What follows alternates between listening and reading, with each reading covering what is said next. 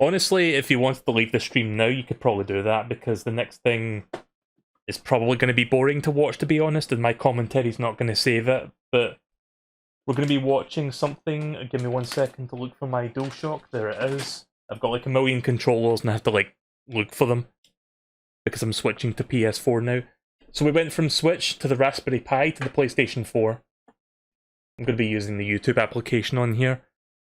So the PC Gaming Show is an event where basically they talk about upcoming PC games. It's kind of an E3 thing, even though E3 is not happening. So yeah, I might as well check this out. There's like another event coming up after this, but I'm probably going to be too tired to check that one out, so yeah.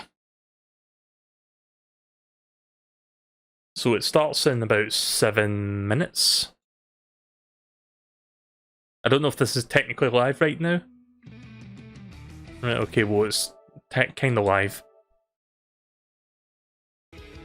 Can't wait for my fucking VOD to get blocked worldwide.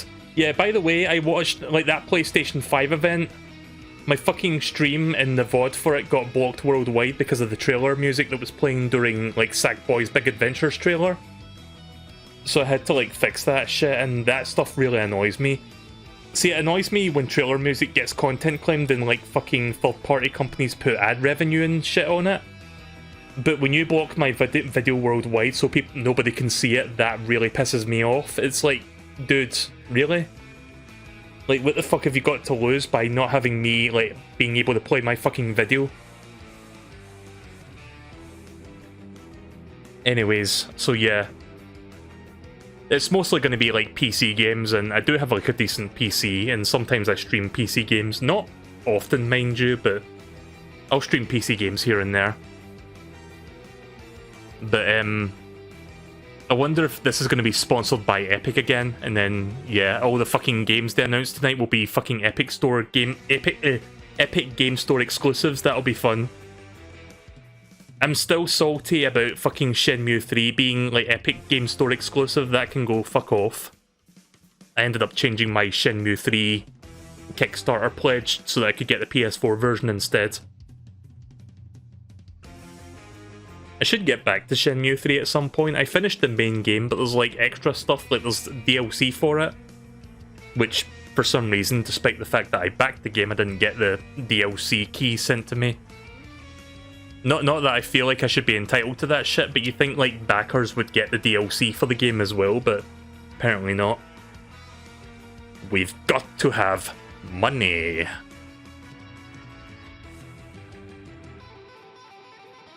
But yeah, eventually I'll stream more Shenmue 3.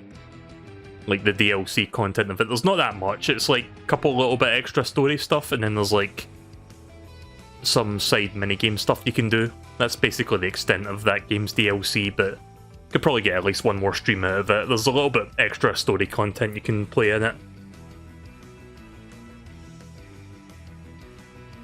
Best gaming mouse, what the fuck?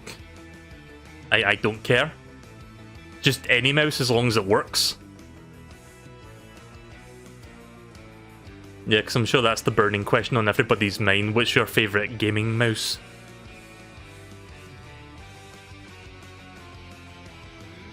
So wait, why are they showing Final Fantasy VII for the PlayStation 1 in the PC Gaming Show thing here? This is, like... I mean, Final Fantasy VII Remake isn't even on PC yet, it's only on PlayStation 4, but... Why the PlayStation 1 version? I know there's like a PC version of this game, but I think Final Fantasy VII is mostly synonymous with like PlayStation branding and not PC. Yeah, it is on PC. You're not wrong. But again, that's not the first thing I think of. Like, when I think of PC, I think of like Unreal Tournament and Command & Conquer and all that shit. I don't think of Final Fantasy VII.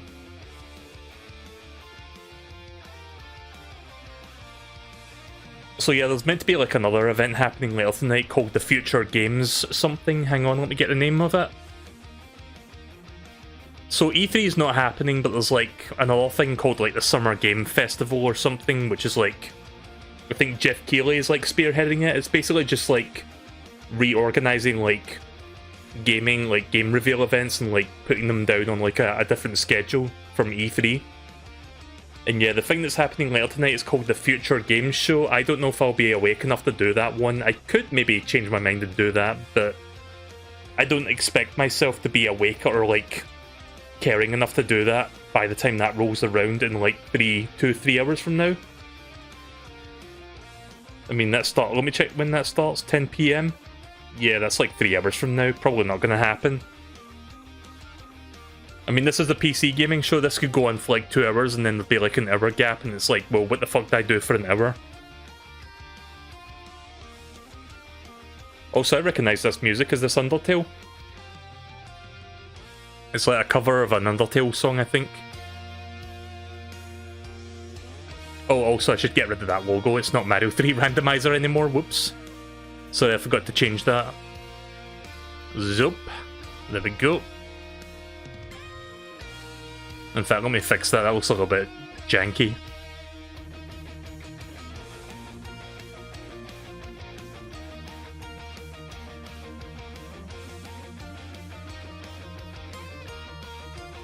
Okay, just trimming the fat there.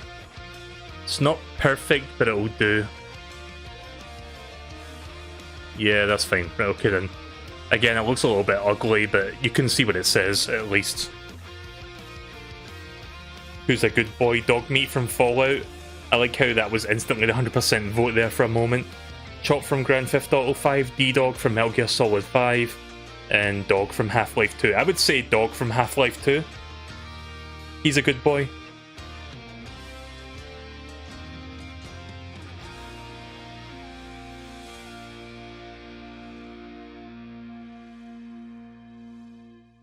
Yeah, I don't think we're going to get any information about Deltarune. That would be cool, but I wouldn't expect that to show up here. So yeah, while it's technically not E3 season, there is like the spirit of E3 happening at the moment. I guess people... I mean, I don't blame people for wanting like E3, because yeah, the ESA, like the company that organises it, is a piece of shit. Like, they've done a lot of scummy things, but it's always that fun time of year where you get like a bunch of game announcements, so this is like the closest we're going to get for that, at least for this year. Apparently E3's coming back next year, but I don't know which shape that's going to be taking as a result of the coronavirus, like kind of fucking up the plans for this year. And of course we don't have a Nintendo Direct for June, which kind of sucks. Like, Nintendo confirmed that a while back there wasn't going to be a Direct this month. I think Nintendo, being Nintendo, are just going to do their own thing and just like announce games when they feel like it. I mean, they did that with Origami King. They just dropped the trailer out of that. Like, they dropped the trailer for that out of nowhere. Like, we didn't see that one coming. Also, if you're wondering why the bitrate on this like footage of Final Fantasy VII looks so bad, that's not me. That's actually how it looks. Like, look at everything else on this like video, and it looks fine.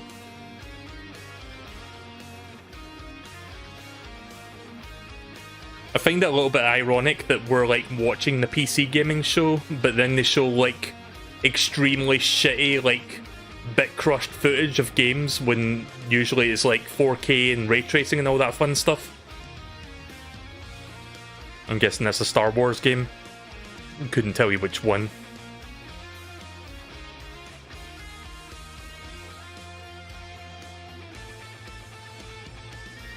No idea what game that is. Alright, well here we go, it's about to start. And of course I start dropping frames. Well, yeah, I think I'm gonna have to restart the stream while this is happening, so you guys might miss some commentary live, but I'll try to keep you updated as best as I can. Yeah.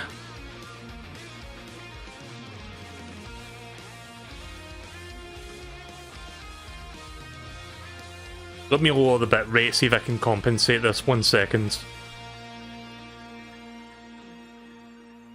Okay, so picture's going to look a little bit shitty, but I can't do much about that, so let's set it to 950 kilobits, see if I can save this. Right, here we go, PC Gaming Show, let's go. I wonder who the fucking sponsor is. If it's Epic, then every fucking game tonight's going to be like EGS exclusive. EGS being Epic Game Store. As you guys can see, I'm missing my left eye. What? There is a community that I am a part of. You're unique. Do you not Just like your anyone bog else? standard, oh, we gamers are people too video. You know, I'm currently in a call with my I feel like more and more people do this kind of shit now. Like, remember that Bethesda press conference last year where it was like, oh, we are gamers or something? You're in a whole different Epic world. gamers! Who cares what size you are, what gender you are? I'm finding a job. Sorry if I'm doing sounding a bit all skeptical. I guess I've got a bit of sass going on right now.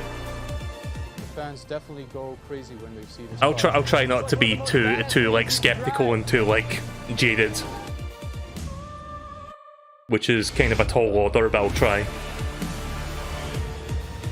I mean, don't get me wrong, I'm still here to like see if there's any cool stuff happening, but I'm not gonna hold back from snarking if I feel so inclined to do so.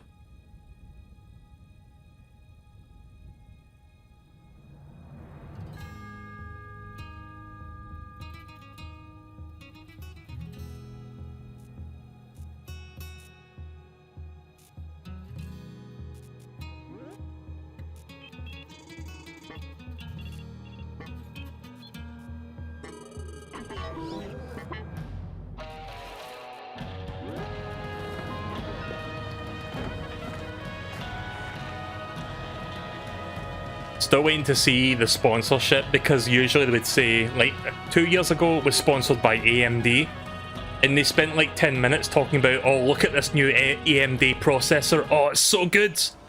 And then last year they were sponsored by Epic, and then like almost every single game they announced and revealed was like exclusive to that storefront for like 6 to 10 months or something, 6 to 12 months.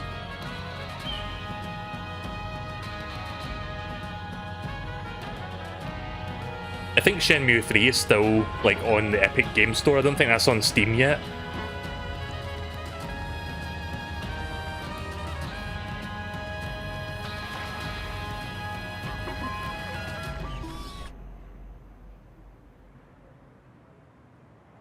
Devbots. 3, 2, 1. I forgot who their sponsor was like 3 years ago. I just remember AMD and then Epic.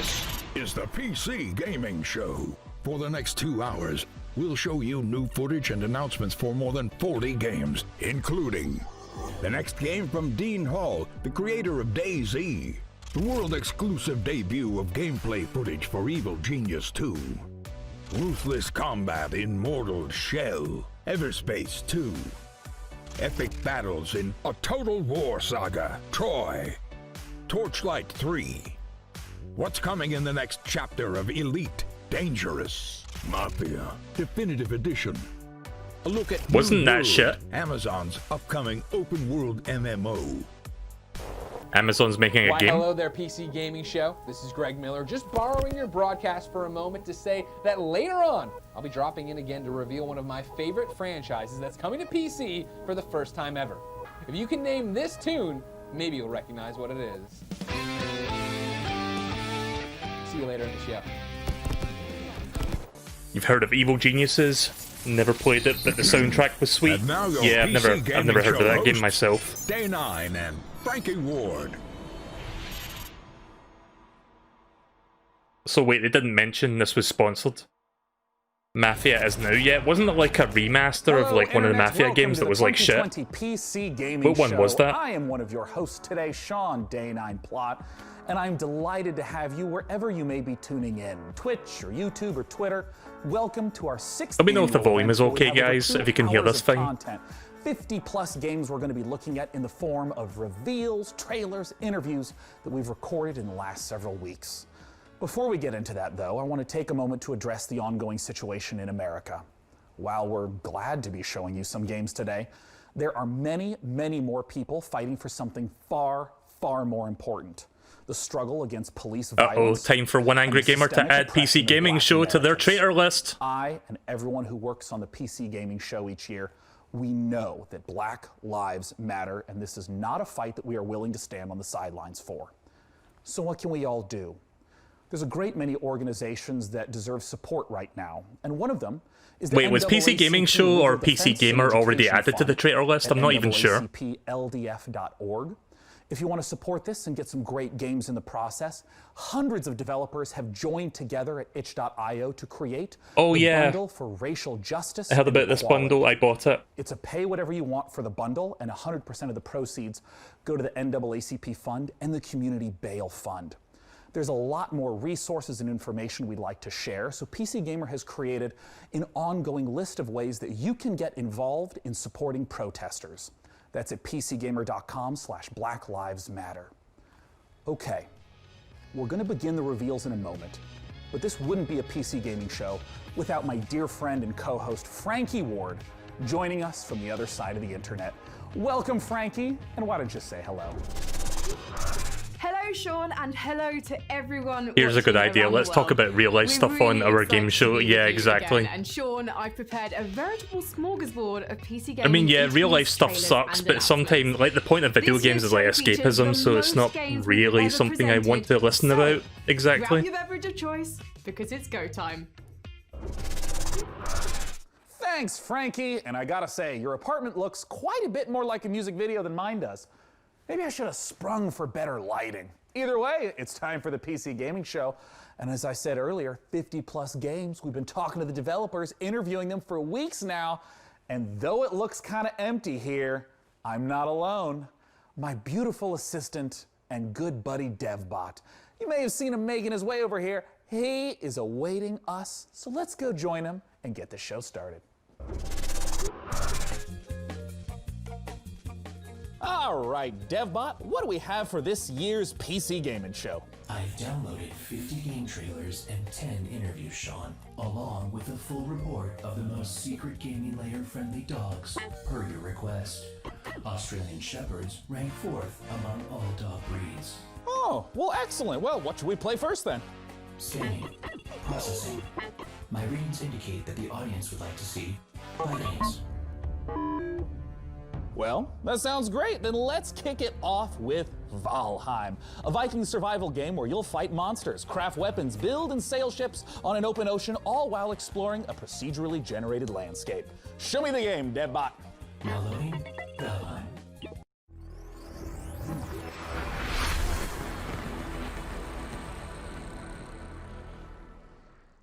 I see they've changed the presentation for the PC Gaming Show this time around. Because the last several PC Gaming Show streams they did, it was more like a big open stage with like couches where like people sit down and chat to like, each other. It was kind of like a talk show thing, but on a big stage, like somewhere. It was a very weird thing compared to like your conventional press conferences. So yeah, this year it looks quite different, like how they're handling this. I mean, I guess with like social distancing and all that, you can't really do what you did last year, so I guess that makes sense for them to like change how they approach it. Not quite Nintendo Direct, but they're like doing pre-recorded stuff basically. Yeah, pre-recorded there, just like I said.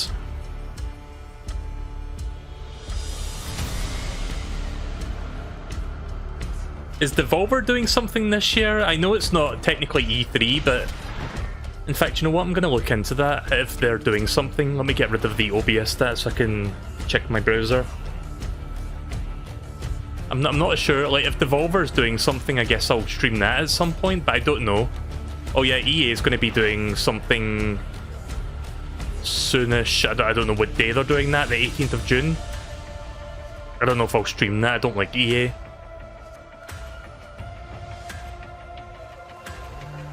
Yeah, I don't know if Devolver are doing anything this year. It doesn't seem like it. Unless it's in July or August. Well, Ubisoft's doing something in July. Yeah, it's a bit more spread out this year. This whole E3 style thing, even though it's not E3, but you get what I'm saying.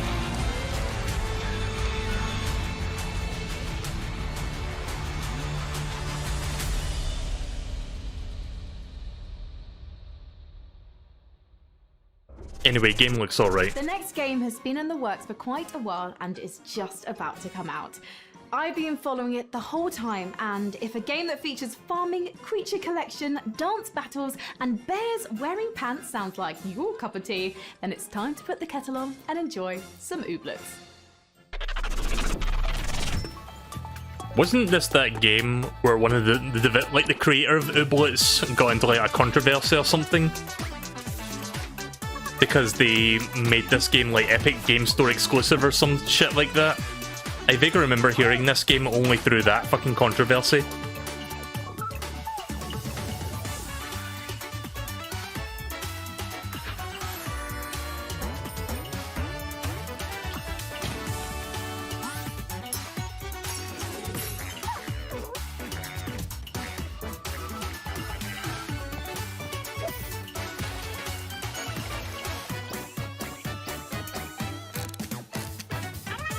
I guess it's still coming out, but it's like Epic Game Store exclusive, so yeah, we'll see the Epic logo at the end of this one, probably. Yep, there it is. But it's coming to Xbox, so if you don't care to give a shit about Epic Game Store, you can always play it on Xbox if you have one of those. The game is Torchlight 3, a cherished action RPG franchise that features a number of original playable classes. DevBot, you wouldn't have chosen this game because in Torchlight 3 you can play as a steam-powered robot, would you? My game selections are entirely objective and determined by an algorithm that shows the audience only what it wants to see. Show me the algorithm, DevBot. The algorithm is proprietary.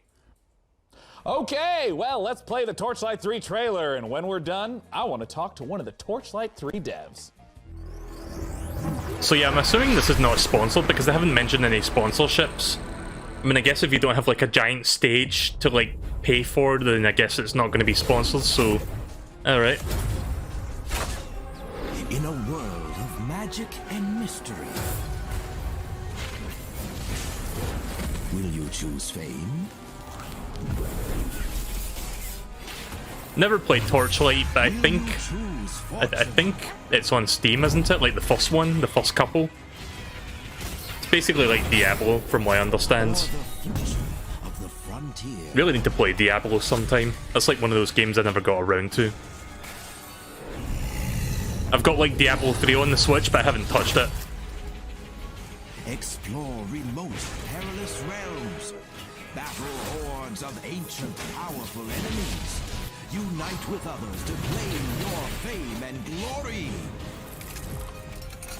Torchlight 3, your legend awaits. Oh hey, it's not Epic Game Store exclusive, cool.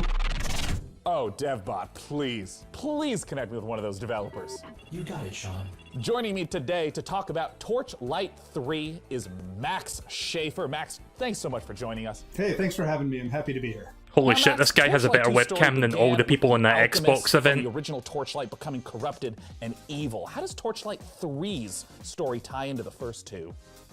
Well, we're in the same world, obviously. We're about a century later now, though, and the Empire century. Wow. Yes, the Empire is in decline, and they've gotten a little lazy. I'll still be listening to this, but I need to go AFK to grab a soda pop, so I'll be right back. The adventurers will have to battle the Netherim and all the evil baddies threatening the world. In terms of the scope and scale of Torchlight 3, how does it compare to the previous editions? Well, we've expanded quite a bit. Now, first, anyone who's played Torchlight 1 and Torchlight 2 will be comfortable with the mechanics and how to play it and all.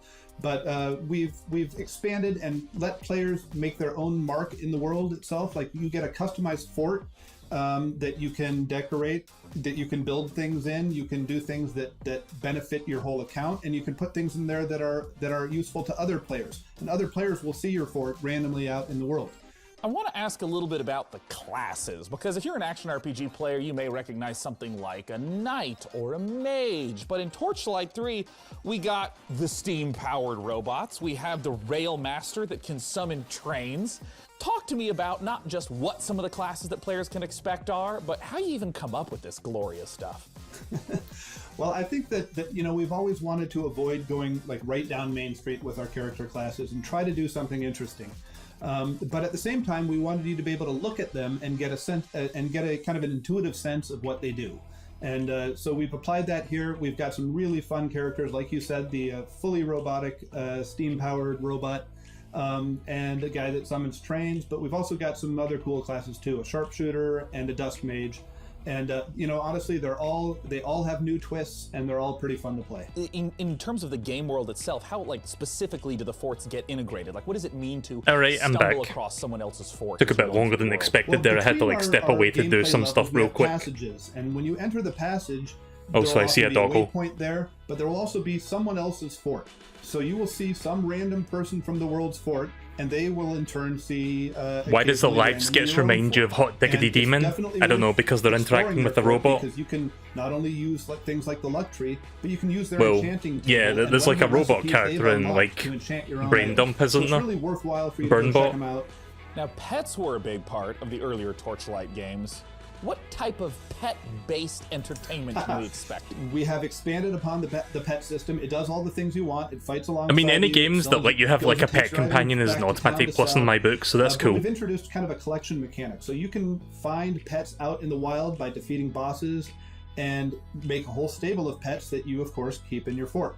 Now, Max, I know Okay, so that it the kind of Torchlight sounds series like has an Pokemon enormous fan almost. base. For those who are looking to get their hands on Torchlight 3, where can they go and when can they play it? Well, I'm very, very happy to announce that we are available on Steam right now in early access for $29.99. Go check it out. It's available right this minute. This is the best kind of answer in the PC Gaming Show. You can get it now. Once again, Max Schaefer from the Torchlight 3 team, thank you so much for joining us. Once again, go to Steam right now to get your hands on the early access version of Torchlight 3. We're just getting started here on the PC Gaming Show. Let's take a look at what's coming up next. You're watching the PC Gaming Show.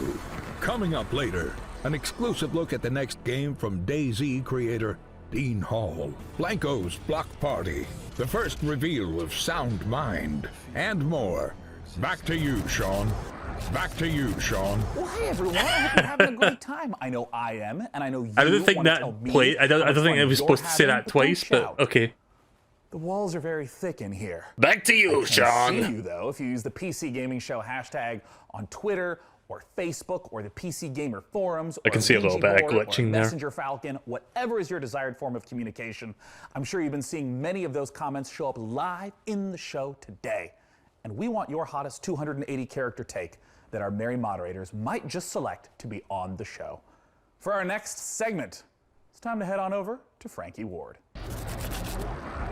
Elite Dangerous, the space simulation MMO from Frontier, has continued to evolve over the past 5 years.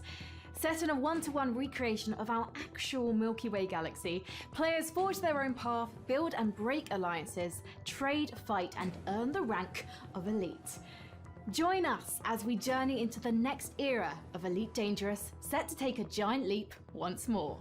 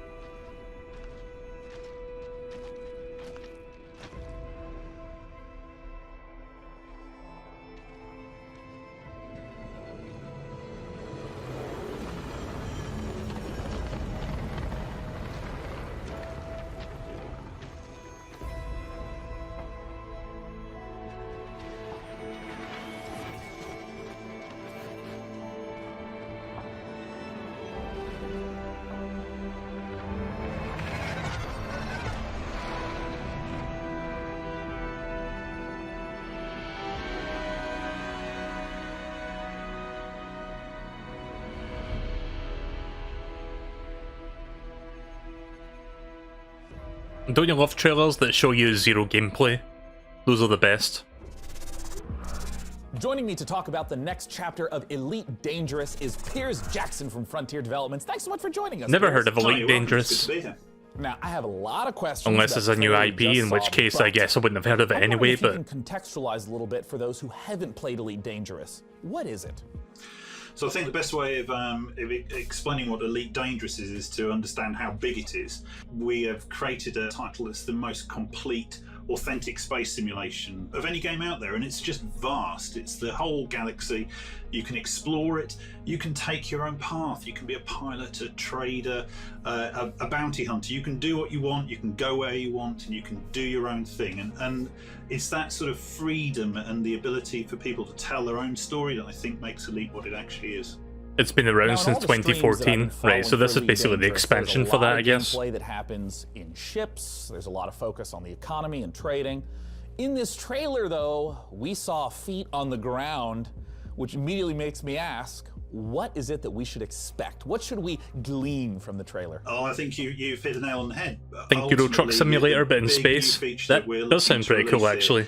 Is the fact that you can now, for the very first time, set foot on our planets. We've created the last edition, really, in terms of going from space all the way down to the planet's surface.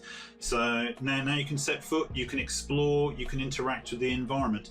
And we've taken the mission-based gameplay. You know, part of me wants to like tweet something out with the hashtag so that I can maybe see it on the screen. That'd be fucking funny. And we've transposed that right down onto the planet.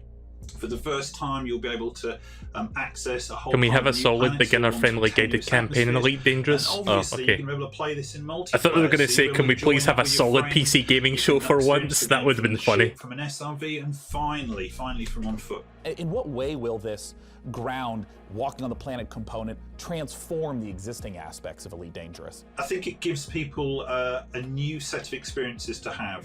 We link all the way from ground to the buggies, the SRVs, all the way up to the spaceships, so that it becomes it looks cool. Event. The design actually encapsulates the whole experience.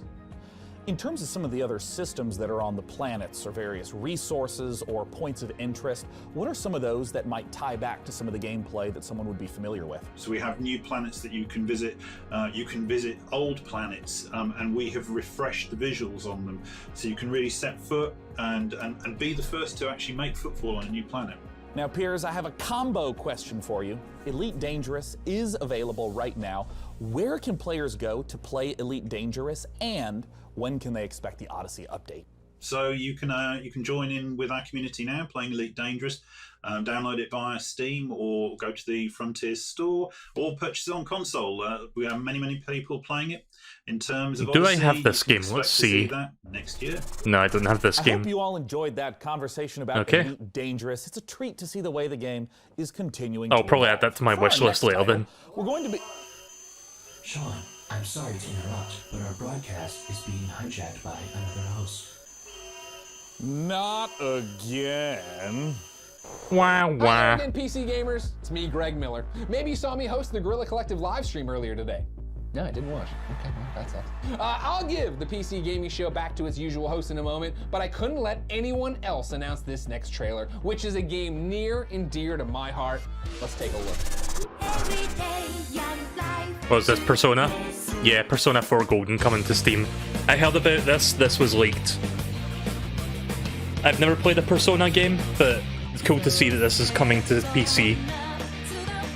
Now, how about that Persona 5 on Switch, Atlas? Can we get that, please? So basically, for people who don't know, this game was stuck on the PS Vita for years, and it wasn't on any other platform, so now it's on PC, so that's cool. It was posted on Steam about 25 minutes ago, £16. That's pretty good price, actually. Is available now. I actually picked that up. If you haven't, I wouldn't stream it. You have no excuse. I'm already streaming Xenoblade, but I could probably check that out. Masterpiece, ladies and gentlemen. The story, the action, the characters. This is something you have to go get right now. It's been awesome to see Atlas games make their way onto the PC. I'm glad this one is finally here. Anyway, I better hand the show back over to Sean before he gets mad at me. See you later, PC gamers. Well, that was weird. I thought this live stream was supposed to be secure. I'm analyzing the security breach now, Sean. I'm not sure what could have happened. Is that a Persona 4 character? Well, all right then. While we get this sorted out, let's head on over to Frankie. Back to you, Sean. Back to you, Sean. Back to you, Sean. Reveals an all-new psychological horror game coming to PC, PlayStation 5, and Xbox Series X early next year. Insound Mind will challenge your expectations as it ushers you through the deepest corners of your psyche. It sounds like every night before I go to sleep, honestly. The game also features a chilling original soundtrack by The Living Tombstone. Courtesy of indie outfit We Create. I think I've heard of The Living Tombstone, actually. Let's take a look at In Sound Mind.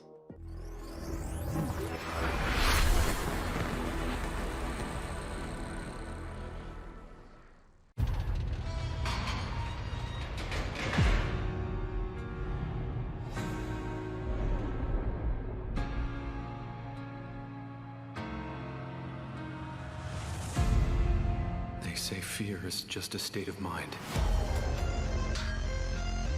A locked door that traps you inside it. So we've got like 50 games to go through tonight. I wonder how much of those are going to get fucking blocked worldwide, like the trailers for them.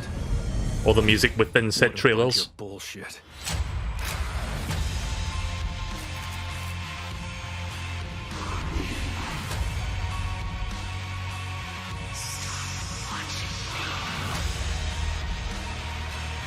Everyone, hey Atlas, can we get Persona 5 Scramble localization or Shin Megami Tensei 5 news?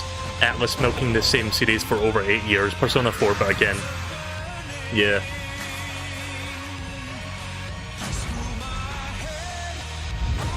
I just wish, like... I mean, I'm cool with Persona 4 Golden being on Steam and all that. I mean, at least it's not on a system I don't own. But it would be nice if Persona 5 made its way to Switch so that I can play it in handheld mode, because that's really the only thing holding me back from buying that on PS4. I almost said PS5 there. We're the developers who brought you Nightmare House 2, and now we're back. We've partnered with Modus Games and The Living Tombstone, and we're working You know what on game a I want to new hear indie about? horror Stanley Parable In Sound Ultra Mind. Deluxe. You know what? I still need to play Stanley Parable. Should I wait for the Ultra Deluxe edition? Is that like a better version of it, or is that a new game? How did you get here today anyways? Well, Sean, my sleep state was interrupted when I realized I was late to this year's PC gaming show. Oh yeah, do I have a PlayStation TV? I didn't set it up though, I haven't set it up, so broadcasting location before still need to do that. I tried some back roads in the desert. I am not an all-terrain vehicle, it was discovered.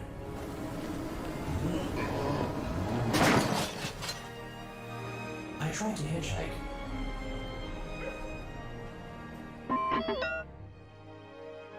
But ever since the 1991 documentary Terminator 2, no one in Los Angeles trusts robots. Wait, did he say Terminator 2 was a documentary? At that point, I was already right outside our secret location. Cool. Hey, let's take a look at our next trailer. Airborne Kingdom loading.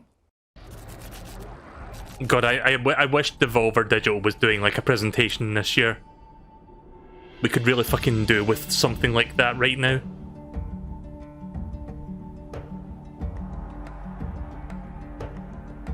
From what I understand, Ultra Deluxe will not only have extra stuff, but it's also available on multiple platforms, including Switch. Yeah, I might pick that up on Switch then. I think I own the Steam version of the vanilla game, but I've never gotten around to playing it, and it's one of those games that I really should check out. I would imagine it would be a really fun game to stream, so probably get the deluxe version on Switch eventually, and check it out on that. Oh hey, look, Epic Game Store exclusive. Yeah, take a shot every time you fucking see that logo. Don't do that.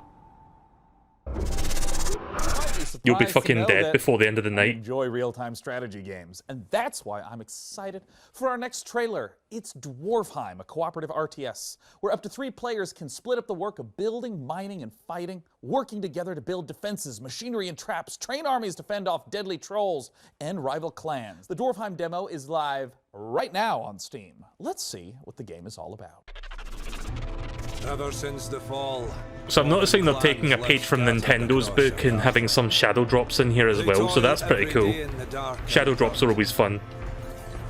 They try to protect what little they have from rival clans and the vile creatures that roam these lands. Your clan needs you now, chieftains, to lead your people. Choose your classes, guide your builders and miners to expand your kingdom, or take up arms with your warriors to protect our town halls and conquer your enemies. us to victory! Bring us to Dwarfheim! I didn't say anything throughout that trailer because I feel like you guys deserved a better Scottish voice for once.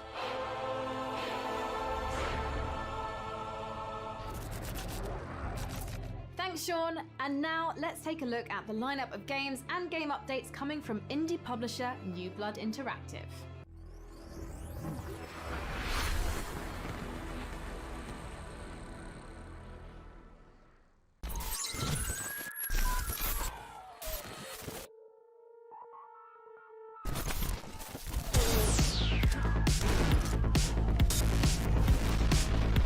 This looks very Quake-esque. Or at least it started off that way. It's got a little bit of Quake in there.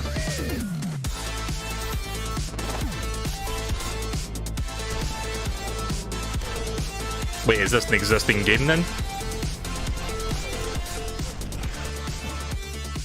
Gonna turn that volume down a little bit because of the music. Oh yeah, check out them ray tracing graphics. Oh yeah! Yeah, buzzword of the generation, ray tracing, yeah!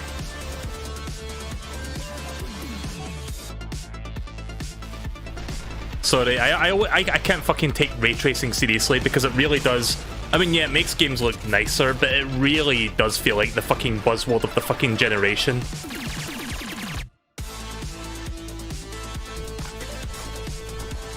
So yeah, I think it's an existing game, but it has like mod support and like some extra content. Free to play? Okay then.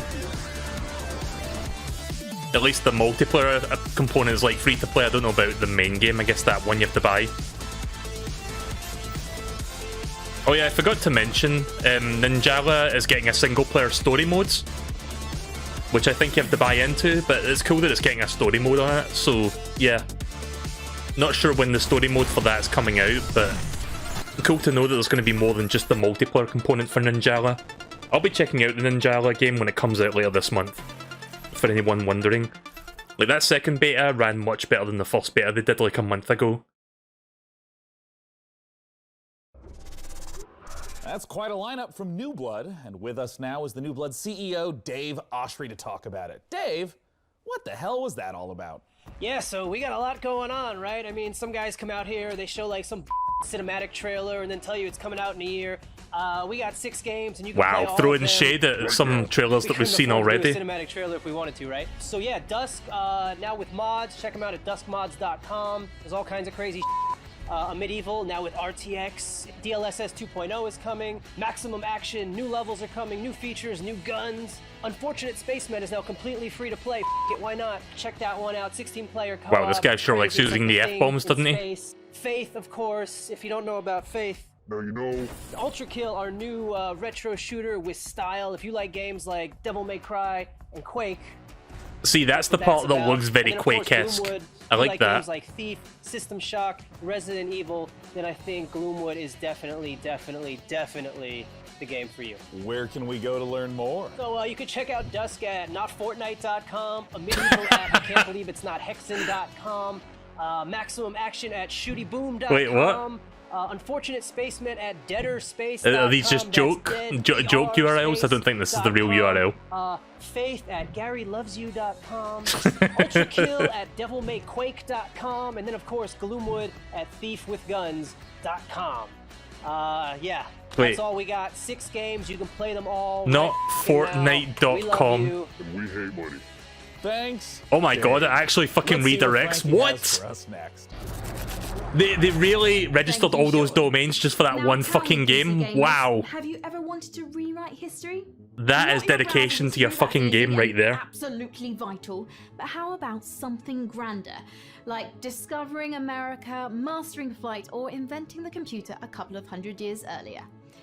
Humankind is an upcoming historical strategy game where you'll be combining up to 60 different cultures to create a civilization that's as unique as you are. And as with all of their previous titles, Amplitude is asking the community to participate in the development of Humankind to help make it the best game that it can be. Let's see how they're inviting PC gamers to help build this worldly game.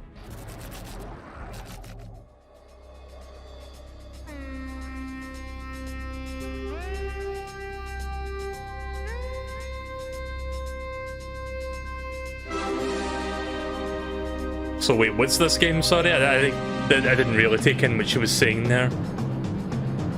I saw Sega as like one of the developers, but not entirely sure what this is. Is it an RTS?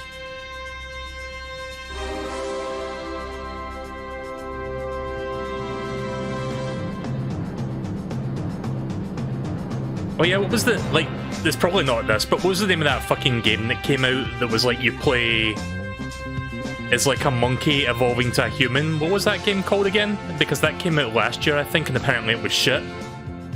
Evolve or something? I don't know what it was called, but like the idea was you start as a monkey and you gradually like evolve into human by like basically surviving the worlds or something.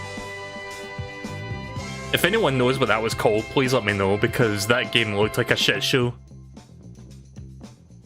So yeah, I think this is like an RTS. Not really big on RTSs, so I can't really say much about that one. Well, you heard the trailer. You need to go to opendev.gamestogether.com so you can be one of the very first humans. How about we go to notfortnite.com? Can we go there and get the game? Studios' upcoming historical strategy game. And now for something a little different. Why don't you join me in my chambers? Actually, I've got a good website domain for you. Back to you, Sean. BackToYouSean.com. Of all the subcultures and communities that make up PC gaming, modders have arguably had the biggest impact. My next guest is Dean Hall, a designer who started out as a modder and eventually helped lay the foundation for two of the most popular genres on PC, survival and battle royale. Back to you, Sean. BackToYouSean.com. The next game from Rocketworks revealed here on the PC Gaming Show. It's Icarus. Nice to see we were on the fucking same wavelength there. Accidentally linked Sean.com.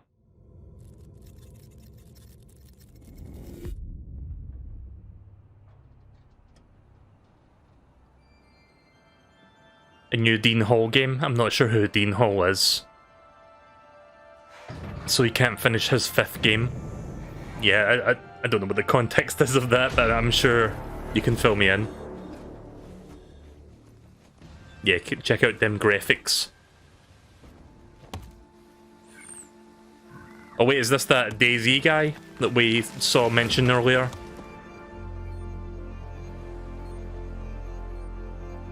This reminds me of that one game that I played in Dreams, where you could like chop down trees and like build a small building or something.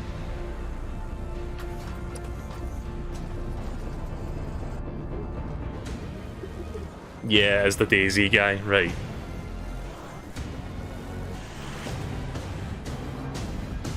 So apparently he's known for that shit then, where he starts a game but he doesn't fucking finish it.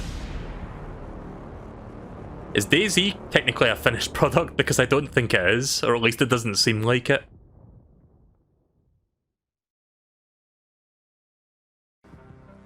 Joining me to talk about Icarus is Dean Hall. Dean, thanks so much for joining us. Awesome, it's great to be here. So, Dean, you know what's funny? Every single person we've seen with a webcam so far has like far superior webcams to people that did that like Inside Xbox thing like a month ago. Like if you go back and watch that Inside Xbox and listen to, or just watch like the people with like webcams, they look fucking abysmal compared to what we're seeing right now. And you can progress through the survival experience. So it was really getting back to the roots of what a survival game is and what makes those moments that you get in them really intense and emotional. If you can just walk me through like the basic loop. If I just open up the game, do I start out on the ship itself?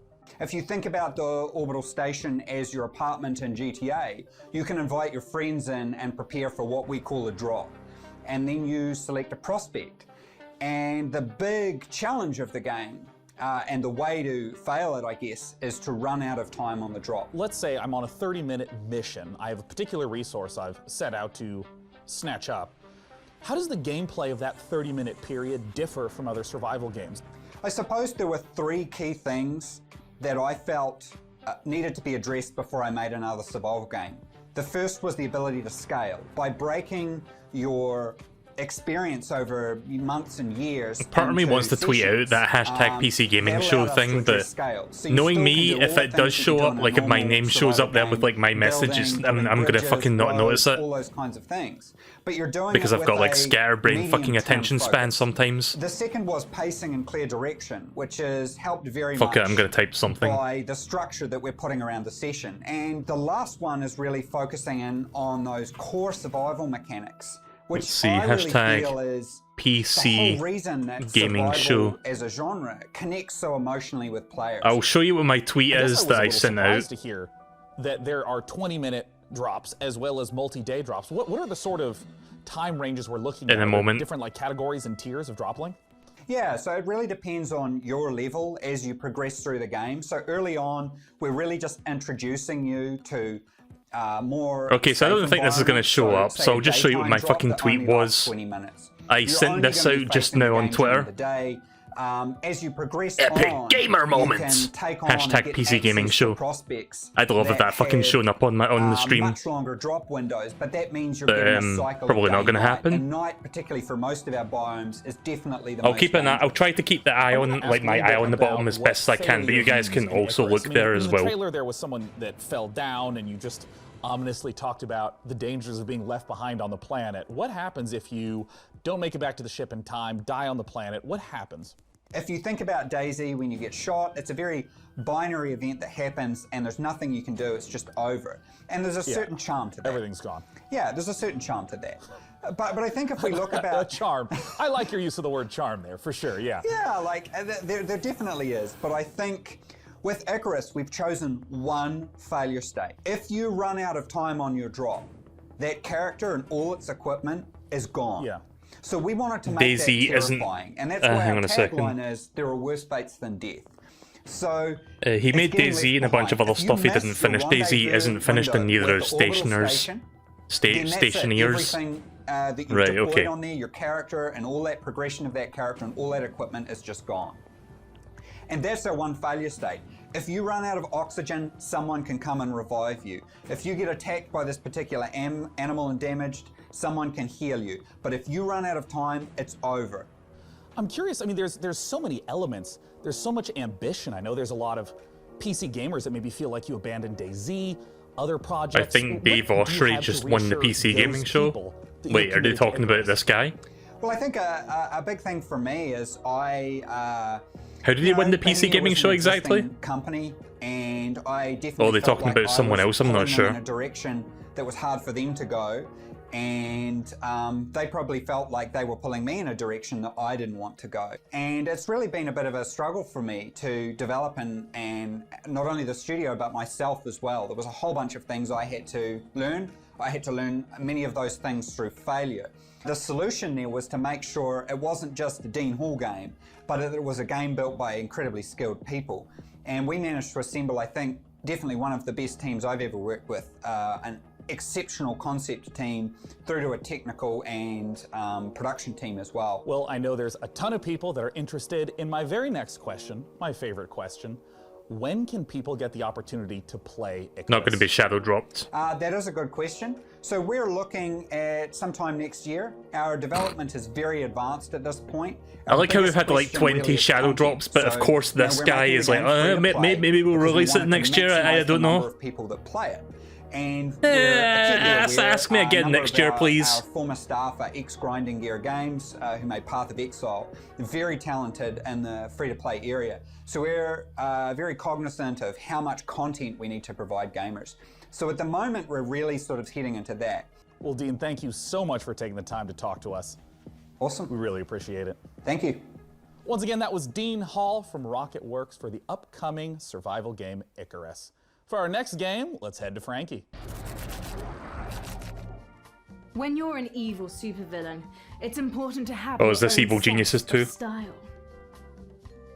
What? Evil Cat Psychics are so 2019.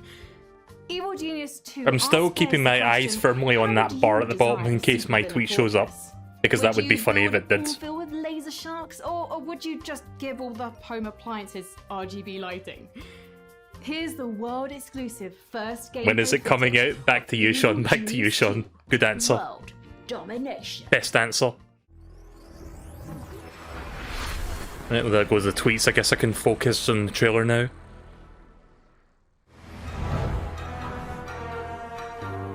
Oh, I know Rebellion. They made the what's it called again? The zombie Nazi shooting games. I forgot what they're called. Sniper Elite Nazi Zombies. Fun games.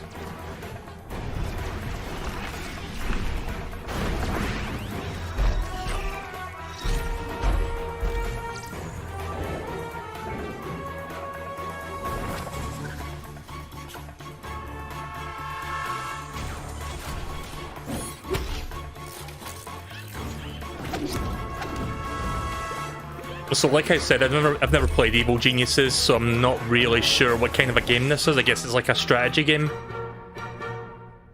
But I do like the art style.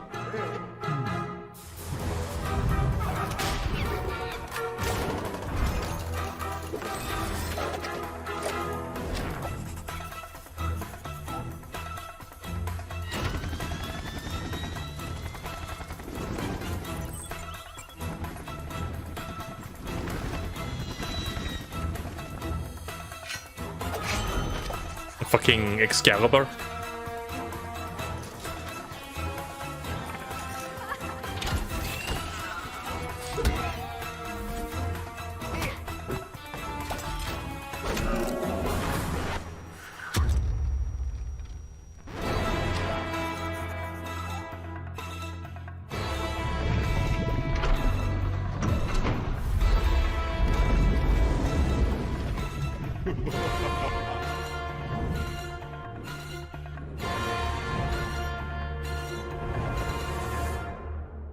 That looks kind of neat, actually.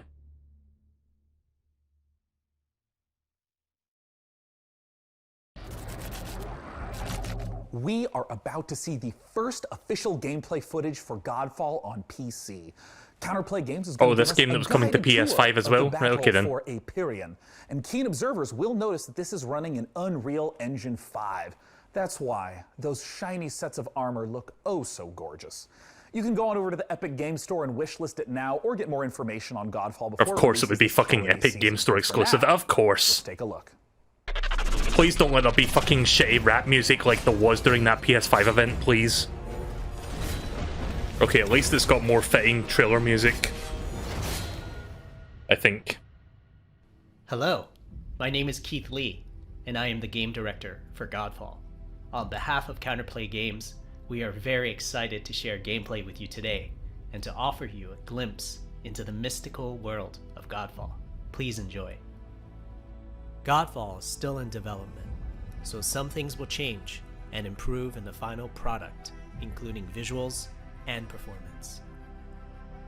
Godfall is set in a brand new high fantasy universe filled with heroic knights, arcane magic, and forbidden realms. The world is split up into the elemental. So even though this is like an Unreal Engine, Unreal Engine 5 game, it's gonna look a bit shit when you're watching this on stream because I had to lower the bit rate. So yeah, sorry about that. Equip Valor plates, legendary armor sets that transform you. I mean, even if my bitrate was amazing, it's still 720p, so it's not going to look as good as it could be. The realms, you'll get to tear through enemies to challenge a mad god who awaits you at the top. Throughout your journey, you'll find ancient valor plates lost in time, each with their own characteristics and long history. Now let's talk about gameplay in Godfall. First, our team wanted to do something different. We wanted to combine action RPG loot progression with third-person melee combat to create what we think is a whole new genre, the looter slasher. Looter slasher, Our game what? is therefore one part gear-driven and one part player skill-driven. In other words, not only do we want you to find exquisite weapons with powerful loot traits, but we also want you to have that feeling of accomplishment for mastering the wide set of combat mechanics available to you in Godfall.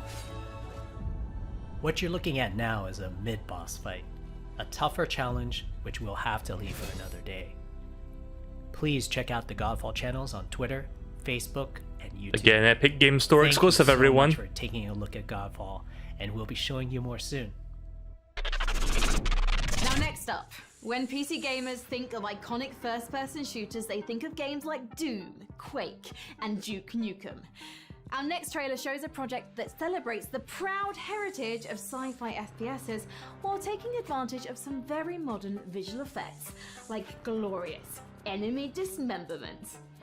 From Bounding Box Software and Humble Publishing, this is Proteus.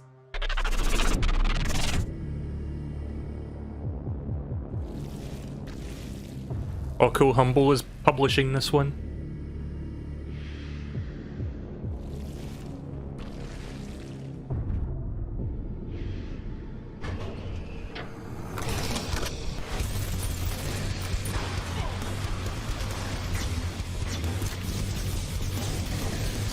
Looks very Doom Eternal, but the graphics are more retro.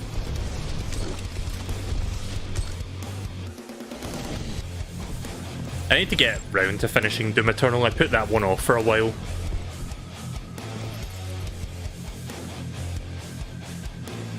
Oh, that's cool. It's got map creation support. That's neat. Remember that shitty map maker that Doom 2016 had? Yeah, that fucking lasted a while. Well, not really. It didn't last that long at all, is what I was trying to get at. Fate Tactics. Oh, it's like Final Fantasy Tactics. I've never played that game.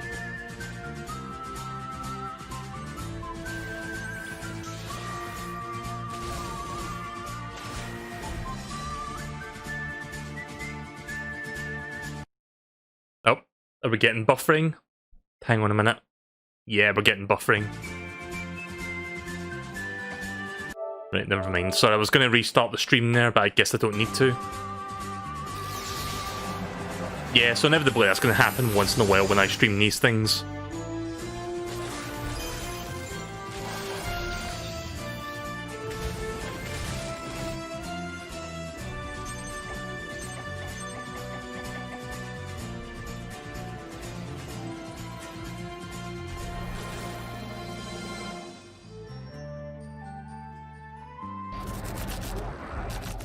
I love the look of that last one. Fate Tactics is set to scratch that isometric combat itch that I know a lot of us have been feeling ever since we played Final Fantasy Tactics back in the 90s.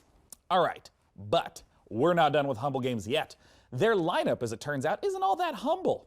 We're going to take a look at 2 more games from them. Why is the Dave Ostrey just won the PC Gaming Show tweet appearing again? And rounding things out is Carto from Sunhead Games, a gorgeous top-down puzzler.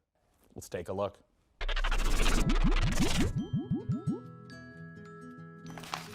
I'm still waiting for my tweet to show up, even like if it even ever shows up, but probably not. I mean, there'll be like thousands of people tweeting, surely mine wouldn't appear, but there's that outside chance.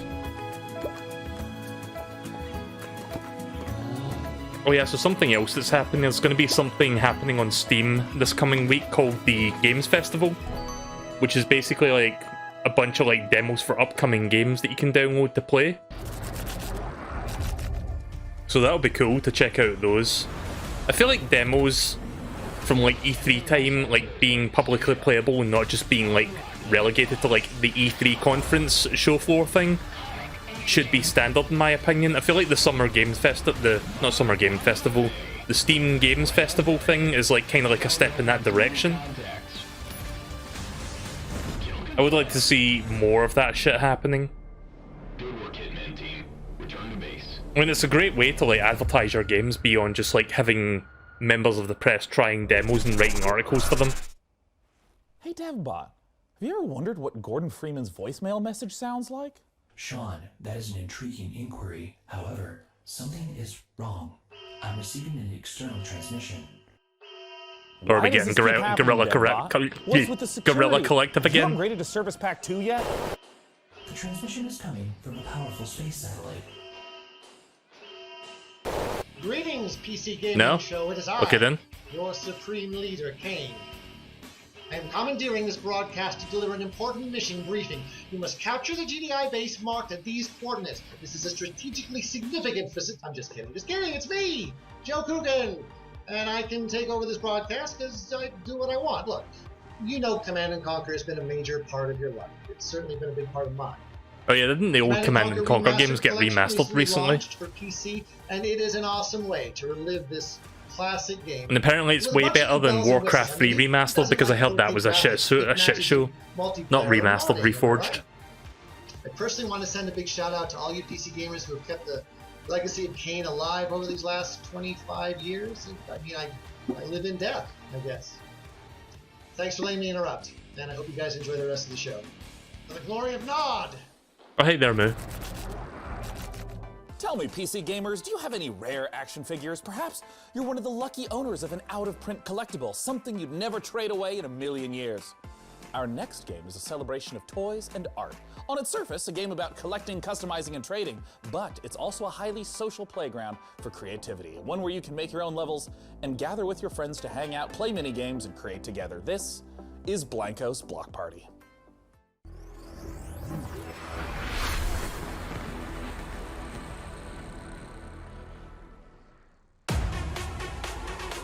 Legend tells of a place where everyone comes together to play and dance and race and shoot and jump and So what is this, Roblox 2?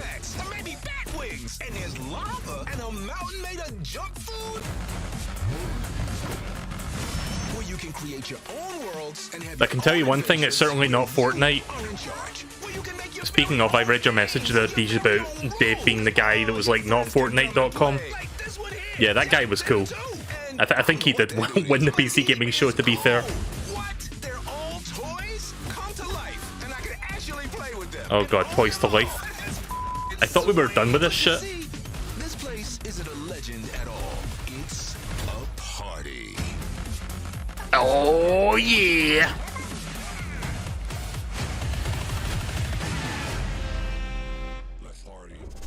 Here to bring us the inside look at Blanco's Block Party is Jamie Jackson from Mythical. Jamie, thanks so much for joining us today. Hey man, thanks for having me.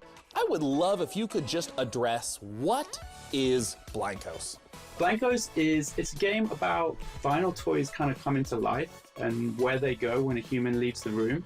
But it's also more than just a game. It's a place for content creators and gamers and collectors. So wait a minute, it's not Toys to Life, it's just like having the like it's pretending to be like Toys to Life, but it's not. If that makes sense.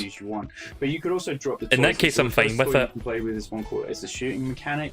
We got like a unicorn rocket launcher that fires ice creams. We got like a cactus grenade launcher that fires these little cactus balls. So it's all about kind of like arcade fun shooter stuff. And you can set that up as a team shooter. You could have squads. You can do a bunch of stuff with it. You can even just have it free for all. Some other stuff we're going to be dropping is race toys. So you could just do point to point. You could build this super sweet like platformer and just go A to B. You could do laps. And then another one is, because Blancos, they all survive on good vibes. That's kind of what powers them. So another one you can do is actually just a vibe collection. And what's kind of super cool is all of those toys work with each other. So you could build a race and then you could drop some guns in it and it can be a race, but you can pick up guns on the way and try and knock each other out. So you have these huge flexible tools, this community focus. We've also seen in games like Fortnite, these in-game events. Are these kinds of things that you think will show up in Blancos as well? Yeah, absolutely. I mean, we felt that from the beginning of development, that Blancos wasn't just this place for players to go and build and create their own worlds, but it was a place for us to be able to share with them different content, whether that's a music concert, whether it's a movie trailer, you know, whether it's just got here with the mixed grill. Sounds good. Absolutely, that we're definitely thinking about that kind of stuff.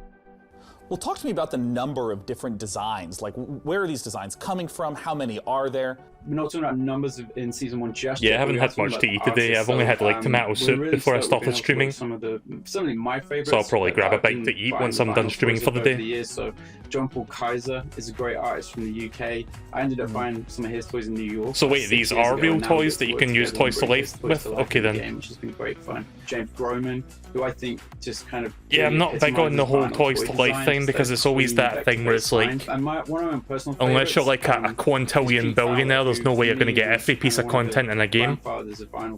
That's why I appreciate like Disney, what's it called, Disney Infinity 1 through 3 on Steam, having everything within the game itself and not being like, if you want to keep just up to tied down by toys. Blancos.com, you can register there right now, so you can, you know, secure your account. Am I having buffering issues right now?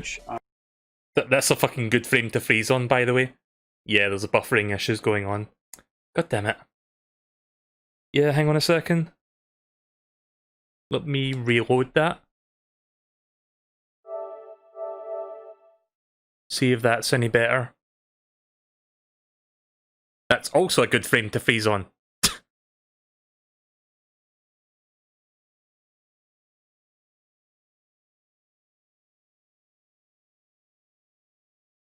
If my tweet ever fucking shows up on the screen, I bet it would fucking happen during this, where it just like freezes and I miss it.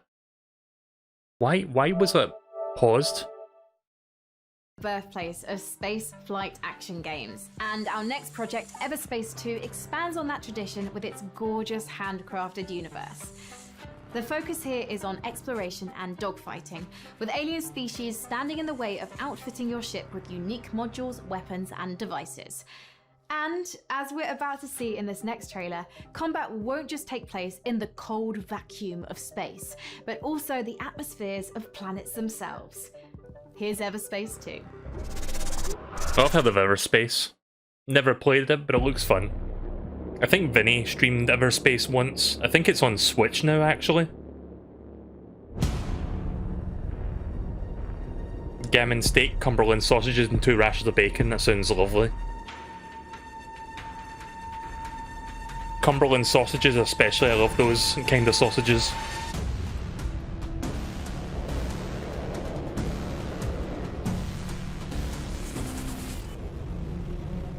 I should check to see if Everspace 1 is on sale on the Switches, like summer sale. I bought a whole bunch of games recently, but I don't know, maybe that'll be on sale as well. In fact, I don't need to like grab my Switch, I can check. There's a website that Deej linked me to recently where I can get eShop prices really quick. So I'm just gonna pull that up and check while this is happening.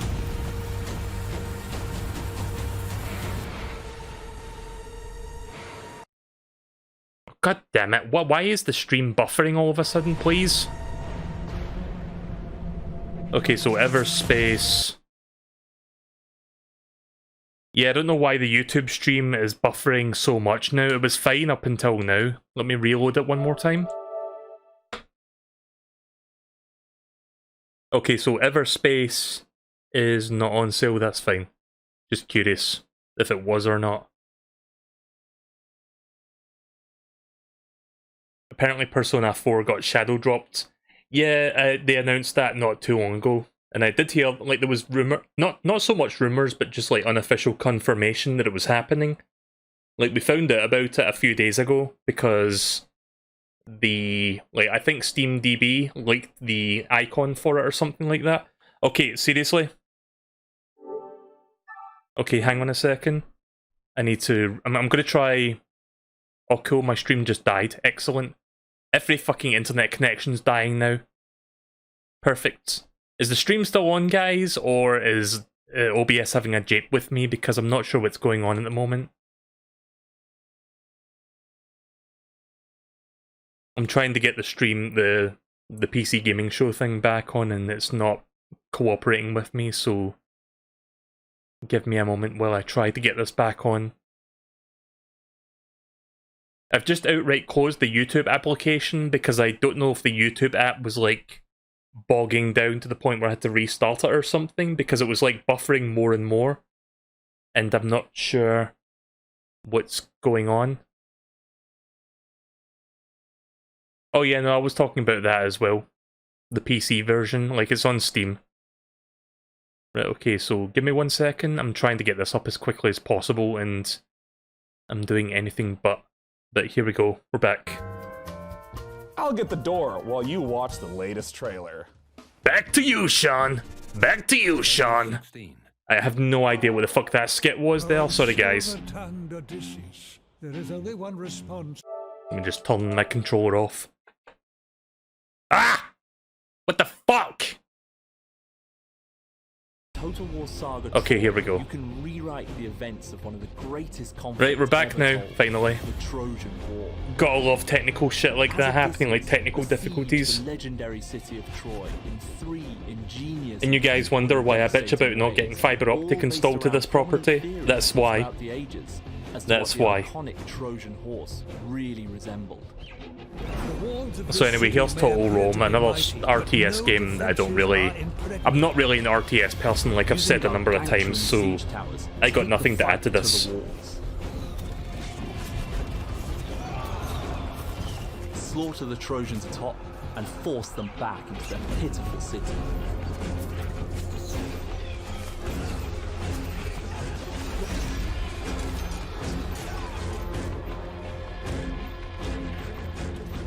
The enemy are unaware of your presence.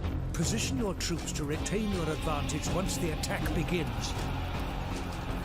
Sneak troops into the city in a vast, horse-headed vessel fit for the gods.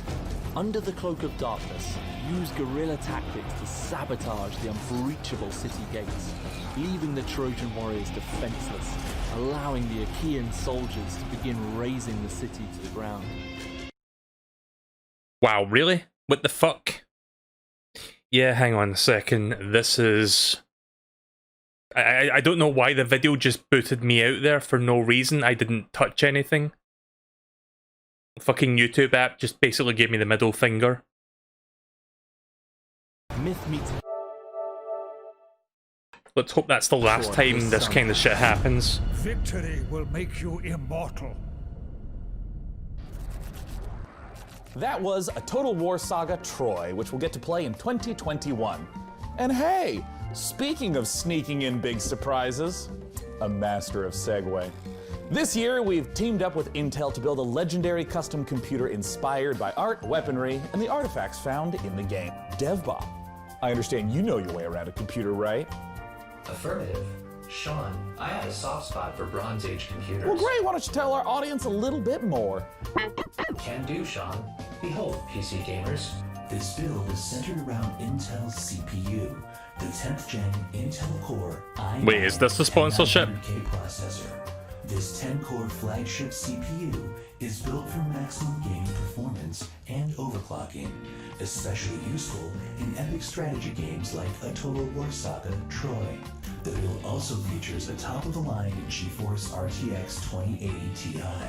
Also on the ASUS motherboard are a spacious 4 terabytes of fast storage and 128 gigabytes of DDR4. I'm sure some fucking PC Master Race person out there is combing right now. Their 1200 watt power supply, and temperatures are kept at a nominal level thanks to 9 RGB fans running alongside liquid cooling.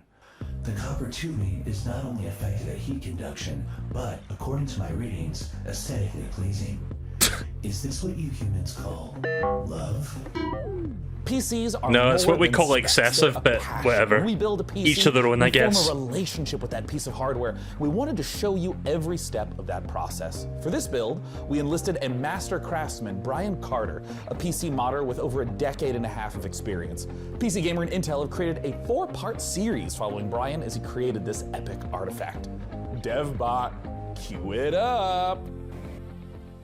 Hey, my name is Brian Carter, and I've been building custom PC mods for over 16 years. Are we really going to I'm watch working how with this Intel fucking and a person Total built War this Saga thing? Troy on a very special custom PC project that we're thrilled to I'm debut sorry, I at thought we the had PC 50 Gaming games Show. to go through. Join Why the me in fuck a are we 4-part learning about video this? series As I take you through each stage of the scratch build process. We begin with the inspiration and design phase, where we figure out how to take the amazing design assets from a Total War Saga Troy and functionalize them to house our best-in-class components, like the 10th gen Intel Core i9 10900K processor. Then I'll show you how I assemble, finish, and test this one-of-a-kind PC. A big thank you to Intel and Creative Assembly for letting me work on this incredibly fun and challenging project. I hope you like it. Oh, it looks Oh, okay, so they're not good. actually And I have some showing good it, they're news. just like saying, oh, Episode the 1 is videos are on available now, YouTube or and I have even something. better news. You can win this PC from DevBot's loving clutches. Head on over to PCGamer.com/IntelPC to learn more and enter for a chance to win. And with that, it's time to return to more PC Gaming Show action with the fantastic Frankie. I guess Intel did like possibly sponsor this, maybe, I don't know. I mean, they're not outright saying it, but it kind of feels like it. Today, we're excited to announce the biggest update yet for the game. Upcoming DLC that will conclude this thrilling saga. The fate of humankind is at stake. It's time to bring an end to the root once and for all.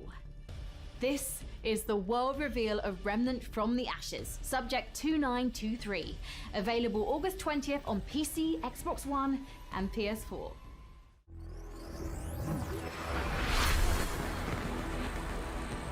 I wonder if during that downtime, me trying to get the stream to appear on the screen, my fucking tweet showing up, that would be kinda funny, but also really annoying at the same time because I didn't get to witness it, but nah, probably didn't show up.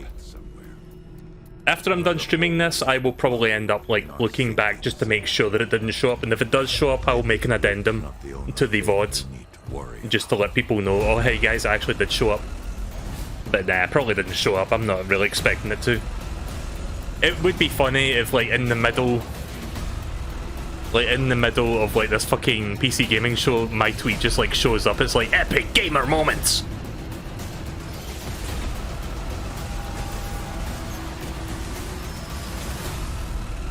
Remnant. Oh, you've heard of this one?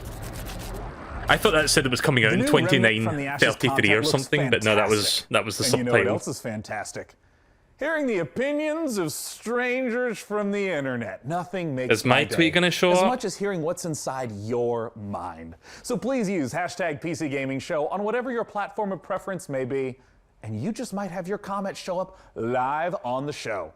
Now for our next title, we have to look at classic remasters. Capcom has been updating the original Resident Evil games, and in the same vein, 2K is now updating Mafia. The original Mafia I don't think my tweet's gonna appeal. That would be funny though, but definitive edition remaster with the oh wait, these are live reactions, right? Never mind. The ones at the bottom are handpicked, but the ones here right now are like actual tweets. Support. We got a brand new trailer for you, so let's take a look at Lost Heaven 2 decades later. Right, I'll tell you what, if they show the live reactions again, I'm going to have my tweet on standby to send out so that we can maybe see if it shows up on screen. It probably won't happen, but again, would be pretty funny. Right out of the gate. That's what the paper says. In fact, I'm going to have to retype it again. Hang on, I'll type it and I'll have it ready. Epic gamer moments. Hashtag PC gaming show. Right, okay, so I've got that tweet prepped now. I'll send that as soon as they do that again. Anyway, here's Mafia Remastered. What do they call you, son? Thomas. Thomas Angelo, sir.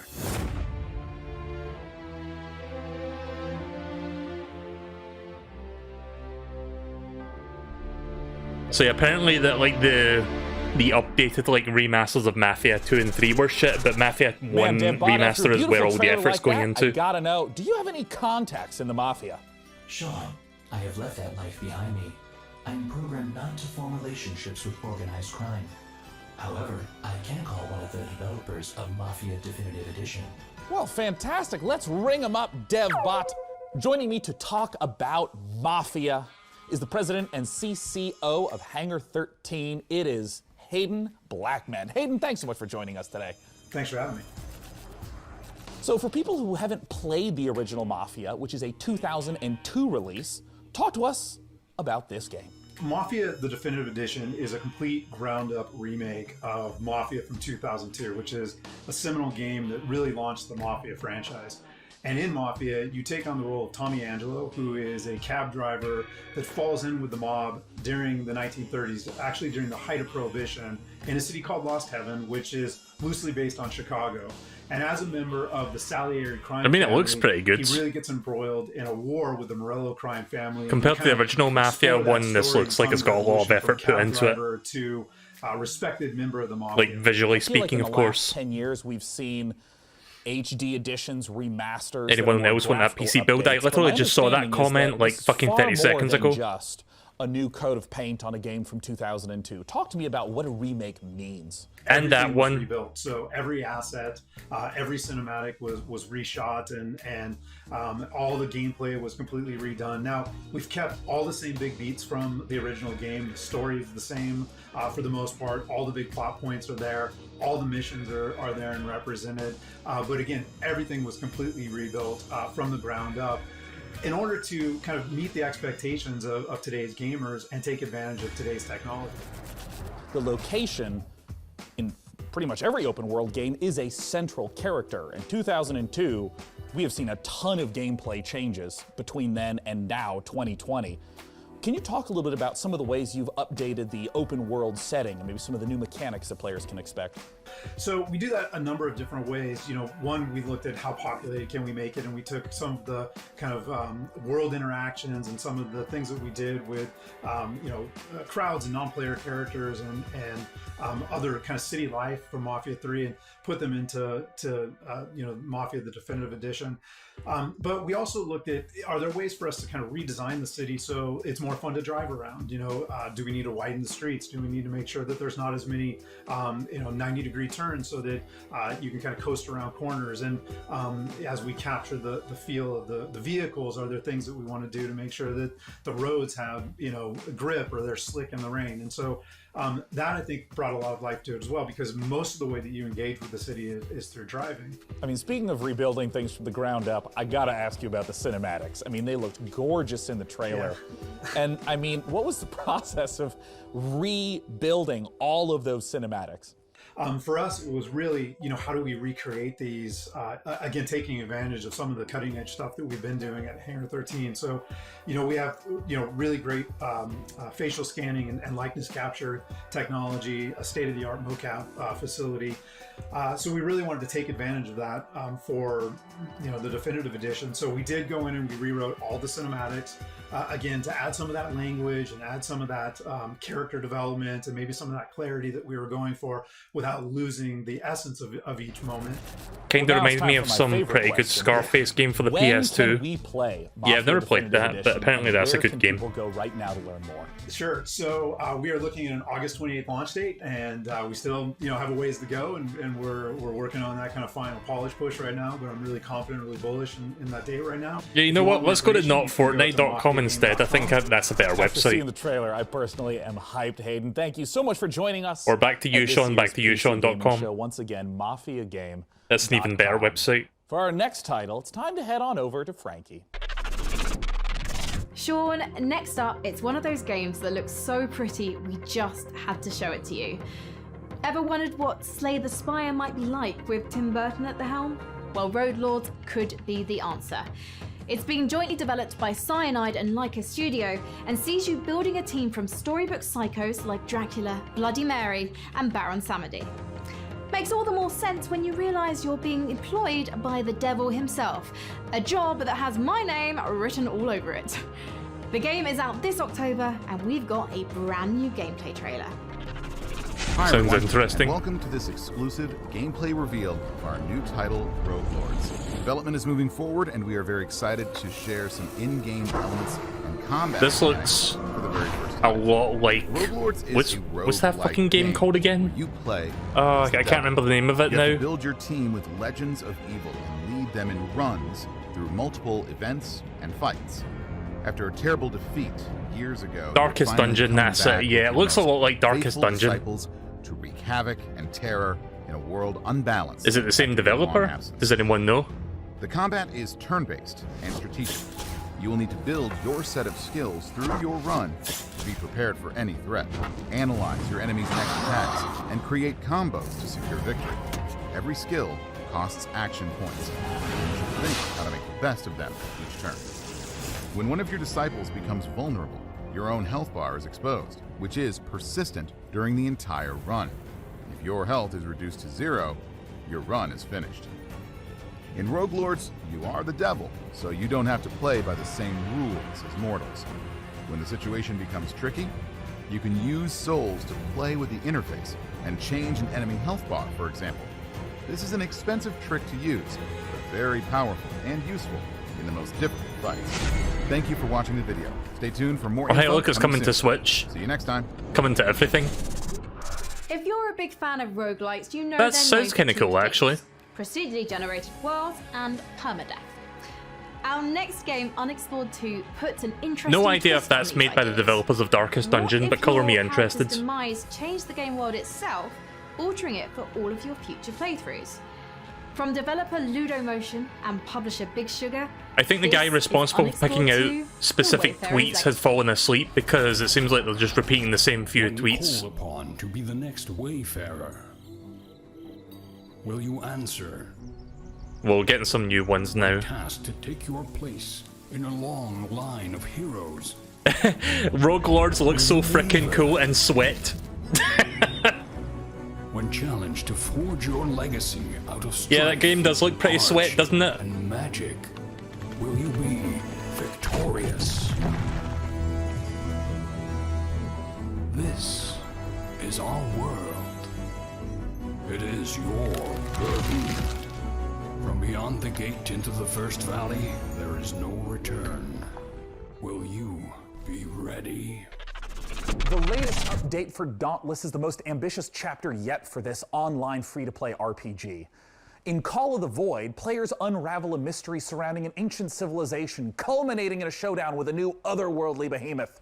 And as a nice little bonus, if you go to playdauntless.com right now and use the code PCGamingShow2020, you can get some free in-game rewards.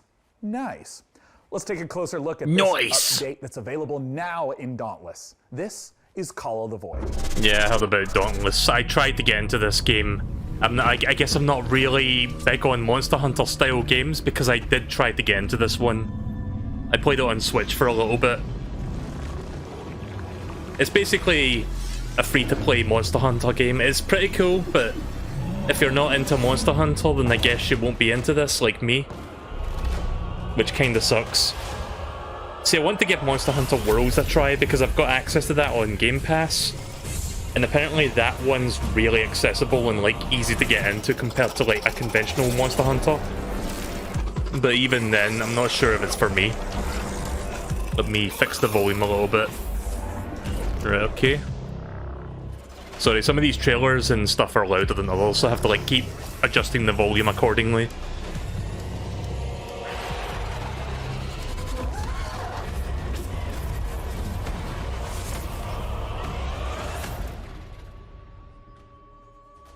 There's still more games to come on the PC Gaming Show. Here's what's around the corner. Take a closer look at Blightbound, the new action RPG from Devolver. A special collection of exciting independent games coming to PC. Back to you, Frankie. There aren't many games about Back being to you, in nature, Frankie. which is why Among Trees caught my eye. In this first-person survival sandbox, you get to explore a colourful, breathing world that's full to the brim with life. Just don't go wandering around like Snow White. Wild, deadly beasts share this painted world with you, and you'll want to move carefully to avoid their bitey bits. Produced by a 3-person team out of Sweden, this project demonstrates the creative power of independent creators on PC.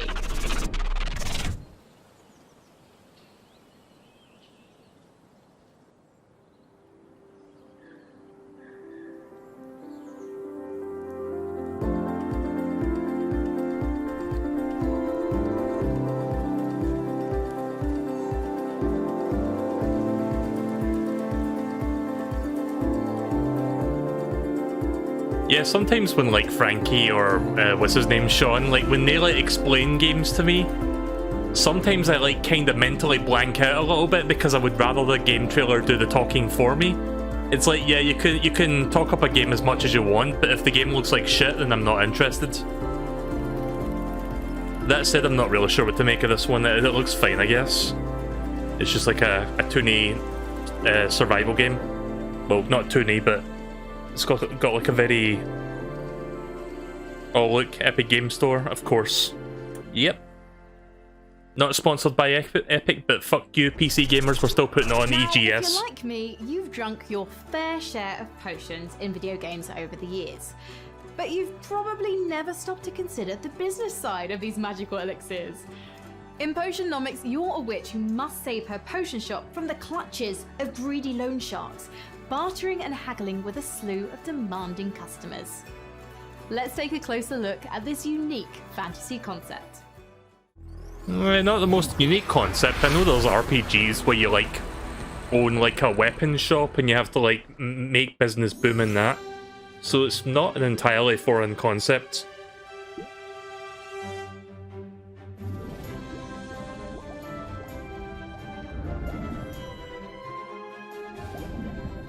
I thought that said Vicarious Visions there.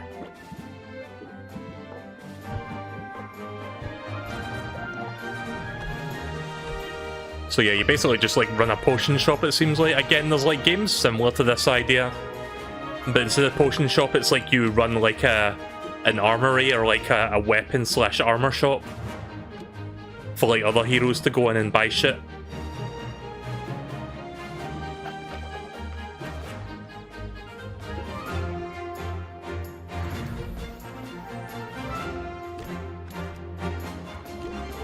So there's like a card related thing as well. That's okay. Weird. It's different. Not much else I can say about it other than that. It's different from... I mean, it's unique enough, I guess I'll give it that.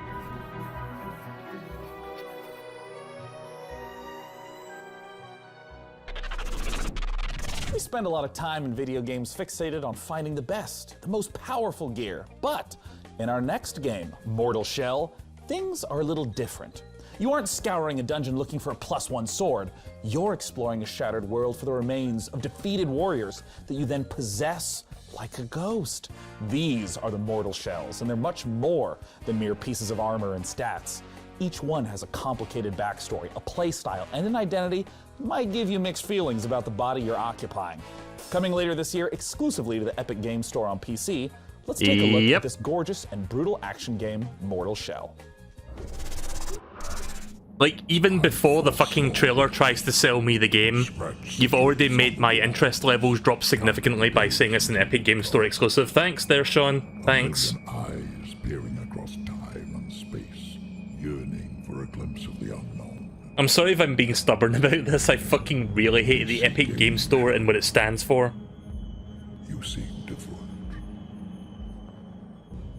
Especially with like Tencent owning almost majority of the Epic company. So yeah, just I'm a little bit annoyed about the Epic Game Store as a whole for a multitude of reasons, which is why I keep shitting on games that are like Epic Game Store exclusive. So anyway, here's Diet Pepsi version of like Dark Souls or Demon Souls, it seems like.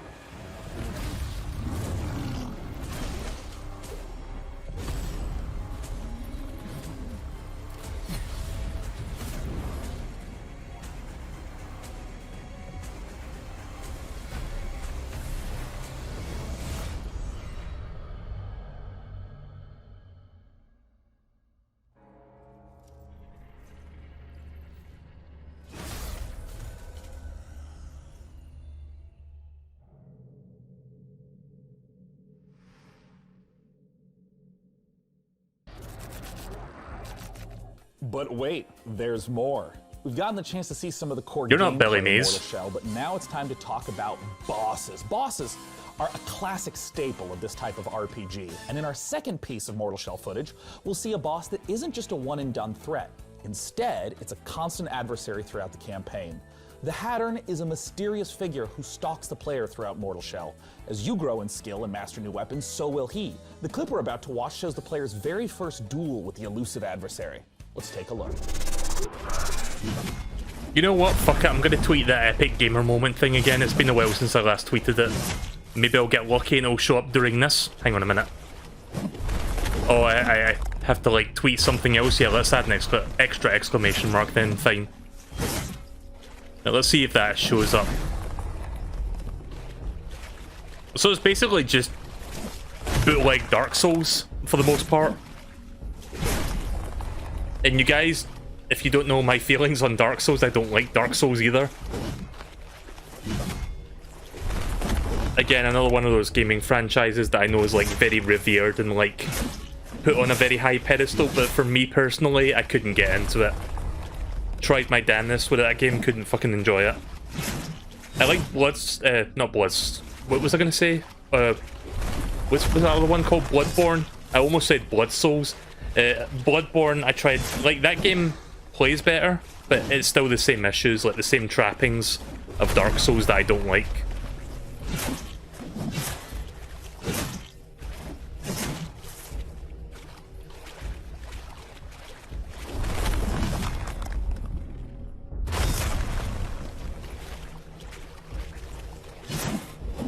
So when you're low on health, you become naked, I guess. Just, yeah. It's like fucking, what's his name from Ghouls and Ghosts or Ghosts and Goblins? Like, you just lose everything and then you die.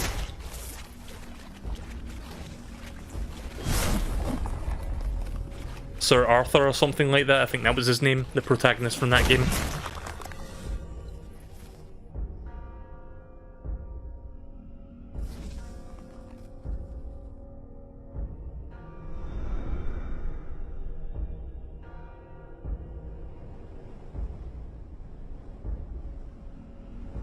Yeah, don't you love how the water doesn't react to that gigantic thing going through the water? That's some good graphics right there. And then you die. Typically on the PC Gaming Show, we don't spend too much time talking about the Nintendo 64. But the beauty of PC gaming is that one way or another, almost all games find their way to us, and are often better off for it. After giving Blade Runner and Turok the Remaster treatment, Night Dive Studios is now modernizing Shadow Man, a 1999 cult classic. They're adding support for 4K and widescreen, plus a whole suite of cut content from this dark action. Please don't let this be an Epic Game Store exclusive. I swear to God, if this is a fucking Epic Game Store exclusive, I'm gonna fucking throw my PC out the window. So, I've never played Shadow Man, but I've heard it's a very good game, and Night Dive has done some really good ports of, like, retro games. Like he mentioned, they did like Turok 1 and 2, which I streamed on stream before. Really fucking good ports. But yeah, if this is not Epic Game Store exclusive, I'd probably be down for this. It looks fun. But yeah, obviously the graphics look a little bit shitty because it's like a really fucking old game. It's like 1998 or something. It's like that far back.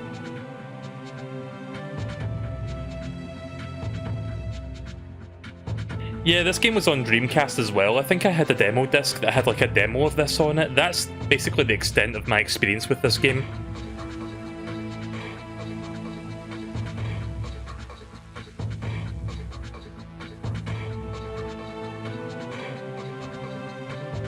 But yeah, this was on the N64, as he said there, like, just, kind of cool to see Night Dive, like, taking, like,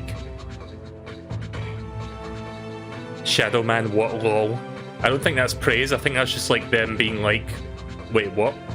I think that's just them being like that. Anyway, it's cool to see, like, some old games like this that were, like, relegated to certain consoles eventually getting, like, PC remasters for preservation purposes.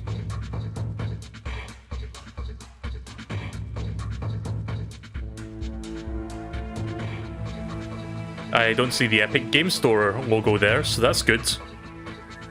I don't see the Steam logo either, but I don't see Epic Game Store, so that's fine. First name basis with our next guest, as he has been here at the PC Gaming Show 6 years running. From Tripwire Interactive, the president himself, it's John Gibson. Thanks so much for joining us, John. I forgot what Tripwire makes. I'm so excited to be back with you again to talk about so much cool stuff happening at Tripwire. Yeah, you guys have been doing a lot of stuff, and I just want to kick off by asking, talk to me about Killing Floor 2. So Killing Floor 2. Oh, right, Killing Floor, of course. Never played that game series, but I've heard it's really good. Glock 18, Kaboom Stick, Tesla launcher, new official map called Desolation, Space Pirate themed outfits. We're running a seasonal event with rewards until July 7th. And right now, it's free on Steam for a week, so you can go play it. What is the guinea pig's name? To a game that was announced at the In PC response to Gaming that Show, one Chivalry bit with like 2, Frankie, talking about Chivalry 2. if that was we're her working name. with Torn Banner Studios, we're publishing, Torn Banner's developing. Chivalry is and good. Chivalry 2 is coming along great. It's so fun. I think and we're Chivalry excited 2 to is an announce some Epic Game big Store news, exclusive because they crossplay showed this between last the year and it had the PC EGS and logo in the consoles. trailer. So you can hack and slash your console friends. So with that Chivalry kind 2. of sucks. And last, a game that has been so popular on Twitch. Talk to me about Maneater. Yeah, so we were so excited. Oh yeah, this game to came get out Maneater recently. Out the door, you know, we've shown it to you guys originally in 2018. We had all that fun with Frankie. Yeah, in the that's shark right. suit, They did which I'm show kind that of during the missing. PC gaming show. The game is doing great. People are loving it. So much fan love. So many fan videos. I think this game's also We're on just really Switch. Happy to have it out there and people eating lots of humans. It's such a funny game too. You know, you've talked a little bit about what games.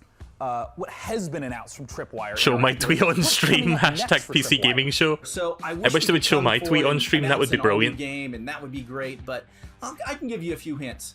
So Chivalry 2, you know, is in process. It's going to be coming out in the not too distant future, hopefully. Maneater, we're taking the community feedback and we're looking at things that we can add to the game. So you haven't seen the last of Maneater. And Killing Floor 2, you know, the game came out in 2015. So we're really thinking about what's next for the Killing Floor franchise. So stay tuned. Well, if history is any indicator, John, I'm sure I'll see you at next year's PC Gaming That's a Show weird-looking with tweet those down very there. Updates. Thanks so much for joining us. Thank you very much, Sean. Now, at this year's PC Gaming Show, we've already taken a look at some Epic Game Store exclusives. Mortal Shell in particular looks very promising. But for a sense of what else there is, let's take a look at this. Oh boy, a sizzler reel with Epic Game Store exclusives, my favourite.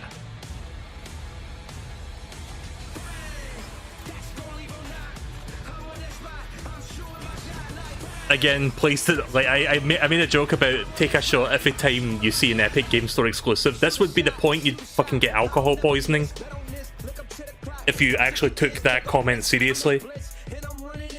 I mean, I don't want to be responsible for that, so yeah. Yeah. Rip the Dream, Tony Hawk's Pro Skater 1 and 2 EGS exclusive. Guess I'll be getting that on PS4. Joke's on you, I was getting Super Meat Boy Forever on Switch anyway. When Super Meat Boy Forever eventually comes out. Yeah, Surgeon Simulator 2. I remember them saying that last year. Again, sorry if like me shitting on Epic Game Store is getting annoying. It's just something that means it's something that means a lot to me in the sense that I don't need another fucking storefront to play my PC games on. Steam is fine. And I know why it's happening. It's like Epic buying these developers with like money. And I get why they take the money, but it still fucking annoys me on principle. Anyway, I'll shut up about it now.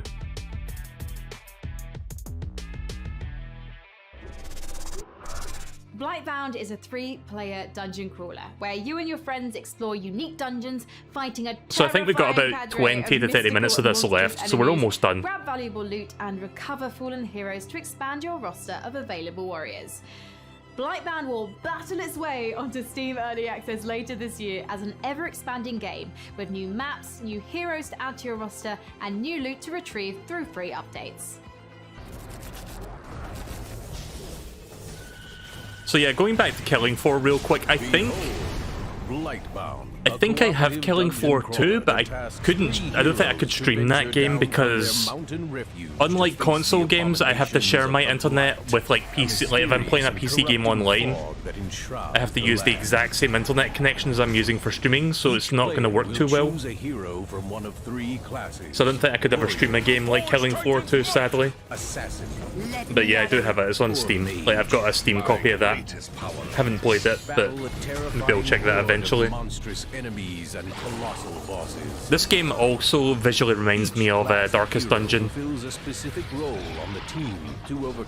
but this one looks a bit more hack and slashy and less turn-basy. And synchronize their ultimate abilities to unleash massive damage. Battle through 3 distinct lands, each with several dungeons to conquer, including the eerie Gravemine, the oppressive underworld, What was the name of that? and the precarious. There was like a beat 'em up, like hack and slash beat 'em up game that came out recently that used to be like an old Flash game. I think it was called Castle Crashers. Apparently that game is pretty good.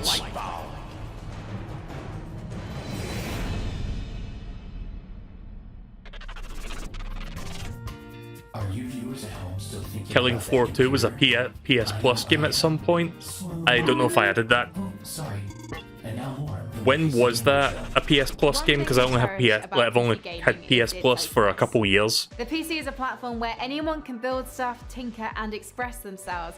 And that spirit invites creators, streamers, developers, stores, and all kinds of different voices to contribute to PC gaming's vibrancy.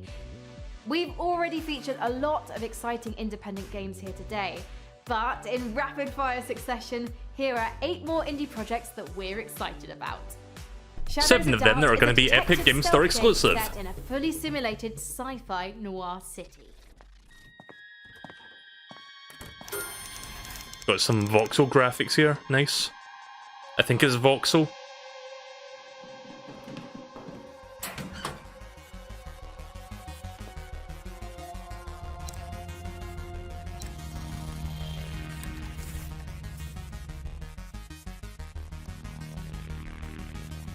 Yeah, I need to check out Castle Crashers sometime. That game looks fun. Because it recently got like a remaster of sorts. Well, not a remaster, but just like a re-release. It's on Switch now. Only to find it full of people, mysteries, and difficult moral choices. Explore an open world locked in time. Each day I grow more and more afraid that our time I mean, whenever these presenters like talk, I tend to like black out or just like mentally tune out of what they're saying for the most part. But I'm gonna try not speaking over them too much because I know people might want to hear that. Your job is to figure out who. June 2017. Yeah, I don't think I had PS Plus at that moment, so probably don't have it. You already know. I would check, but the PS Store is a piece of shit on my browser. It doesn't work too well. Find your own truth in Paradise Killer. I guess I can check on my phone. Hang on. World murder mystery. Play as investigation freak Lady Love Dies as they explore the world, uncover the facts, and breathe life back into paradise. There's been a murder. Last night, Paradise was killed. I won't be paying too much attention to what's going on right now because I'm just checking my phone to see if I do have this game on PSN. It's my job to scour the streets of Paradise and hunt for evidence. Any one of these psychopaths could have done it. Breathing life back into Paradise won't be easy. When love dies, all that remains are the facts. Paradise Killer, coming soon. Haven Alright. is an RPG about the journey of 2 lovers escape to a lost planet to stay together.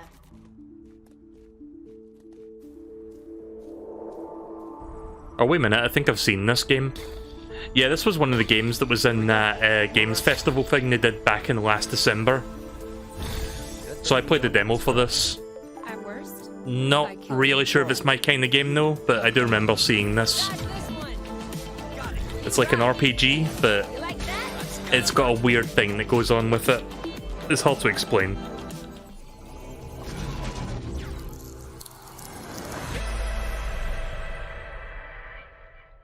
Yes, I don't have Killing Floor 2 on PS4. Right, never mind. Empire Simulator, where you rule as a succession of fictional drug lords in a world where death and violence are inevitable.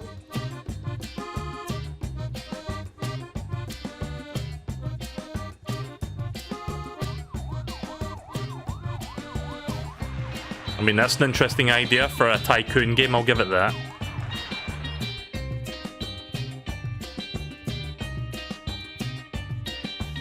Like, when I think of, like, a business tycoon style game, I think of, like, Roller Coaster Tycoon. I don't think of, like, fucking drug-dealing cartels.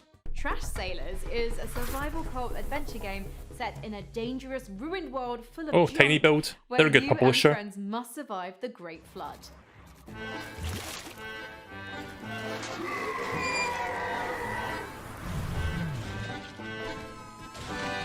I like the art style.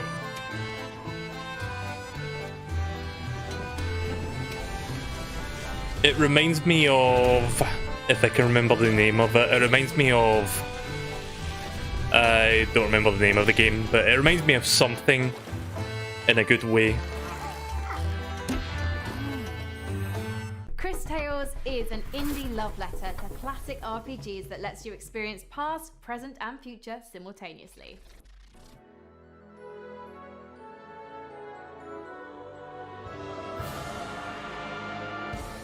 Didn't we see this during one of Nintendo's Nindy things? I feel like I've seen this somewhere before. Yeah, I think one of Nintendo's Nindy showcases showing this game as well. I could be thinking of something else entirely, but I think I've seen a cutscene, like, not cutscene, but just like visual similar to this. Yeah, there you go. I did see this before, coming to Switch. Stadia, no.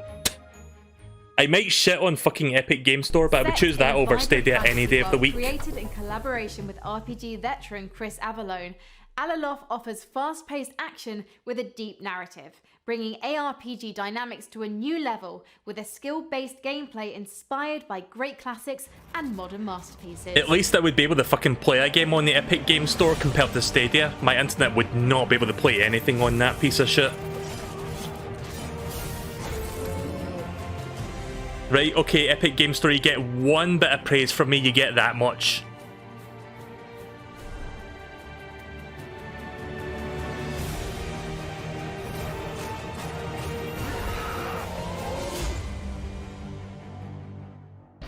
Don't really have much to say about that one. Weird West is a curious project from the co-creators of two of our favorite games, Dishonored and Prey. Despite its top-down perspective, Weird West carries forth much of the same spirit of those first-person games laid out in a dark reimagining of the Wild West, filled with fantastical creatures. From Wolfeye Studios and Devolver, let's take a look at Weird West. Turns out I own Castle Crashers on Steam. I'm not sure if that's like the re-release or if that's like the original version, but I do have it. The land of opportunity. 2012, yeah, that's like the original version then. Hero, scoundrel, and anything in between. This ain't quite the Wild West as you know it. There are ancient powers. What happened to Stanley Parable? Yeah, kind of weird we're not seeing that. I mean, we still got like 15 to 20 minutes of this left, so maybe they'll show it at the very end, who knows? I mean, it's starting to look like that's not going to happen, but you never know. The Weird West.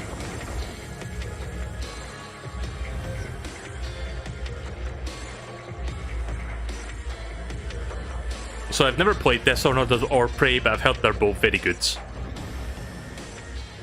Also, some good pedigree behind this one. Funny how both of those games are like first-person, well, not first-person shooters, they're more like first-person stealth games, kind of. But this one's like top-down, so that's like a weird change in direction there, but... Coming out here could be the best thing that ever happened to you. If you can survive, that is. I'm sure they know what they're doing. Joining me to talk about Weird West is the president and creative director at Wolfeye Studios. It's Raf Colantonio. How's it going, Raf? Hi, I'm great. How are you? I am awesome and eager to talk about this game. And I want to start with something very straightforward. What is Weird West? Weird West is an action RPG that is set in an environment that is called the Weird West. And it's very much of the kind of games that I've been working on in the past, except that the perspective is more like a isometric top-down. By the way, the art style that other game reminded me of was called Do Not Starve or Don't Starve. First-person games like that. What happens when you try to At least that was the vibe I was getting from it. I'm not sure if that's exactly what it looked like, but close enough. Much different in the spirit. You will really find yourself at home. It's just that it's a different perspective, so instead of seeing through the eyes of the player, of the character, you have a chance to run a party of people. So you have followers, and you have more kind of like a strategy kind of view. But the exploration and everything is, is still the same kind of spirit, but with a different perspective. And in particular, for by the way, I've not been paying attention to that Twitter bit down the bottom. I'm assuming my tweet did not show up at all. I wasn't expecting it to, but yeah. Multiple ways. Again, outside chance that it could have happened. Some examples of that in Weird West. The guinea pig is We like called games Totty. where Right, well, there you go. There's some we PC set up an gaming lore. environment for you, a context. There's a world. There are characters. There are objects, and all of those objects have got consistent rules. And then there's an objective, which is, for example, go inside this house and frame a character by putting a letter that he did not actually truly write, but you put it there so that the sheriff can find it, right? You could do it in a very stealthy way, which would be what you would imagine people would do. So probably use a power and put people to sleep and then get inside. You've talked about the different things that you can do as a player in the game, but who are you? What can the player do to shape who the character is over the course of the game? Right, so this is a very good question and also a very dangerous one for me. It's the riskiest question yet, man. To make it simple, you are going to play 5 different characters. Once the main quest is over with the first character, you go to the next one. Now, You can the play first as a one is still werewolf in the world, in this so game. You can go back and recruit him or her in your party. What does death mean for you and for your companions in Weird West? It's a risk that we're taking. We're gonna have different modes. There's the super hard mode where you die and you're dead. Is the game sort of designed to be like playing in one forward timeline? If someone dies, you're not supposed to reload. You're just supposed to continue to play within the same world? Yeah, you continue to play with the same world, but now the Cadence sad of thing is Hyrule that turns your 1 today. death I doesn't still need to apply check to your out that followers. expansion that Yeah, came you out for it a character short that while you, back. but maybe Like they come back released an at you update for it where you can play as, You don't know what's gonna happen. I forgot his You name, can revive Octavia, your followers if I you- think. if you're there and if you have the right Still tools with you. planning to check that out on But stream if you eventually. don't and they die, that's it. You know, your followers are now in a little graveyard somewhere. You make it sound cute. A precious little graveyard. Well, they will maybe come back as the undead. Yeah. Yeah. Now, Raph, when can people get their hands on Weird West? So the game ships in 2021, but some of you are Still gonna waiting for have Yakuza chance 3 to 5 on play, PC. a Come on, demo don't disappoint actually me. pretty soon in the incoming months. Weird that you can would show that follow, tweet Lo-Fi unless you actually were Studios going to on announce Twitter, that, but as something well as tells me they're not going to Digital announce on it. Twitter as well, for more information about that. Well, wonderful, Raph. Thank you so much for coming out. Once again, that is Devolver Digital, Wolf Eye Studios on Twitter for that upcoming demo. For our next game, believe it or not, yet again, we're going to go to Frankie. Back to you, Frankie. Sean, I don't know about Back to you, but Frankie. There are times I wish for a simpler life. A life spent as a farmer in a humble JRPG village, where all I have to worry about What is with this which cloud music? vegetables to plant, what to name my chickens, and which of the dozen townsfolk I should propose marriage to. Our next game is a return to that simpler life. From XC Games, this is Story of Seasons, Friends of Mineral Town.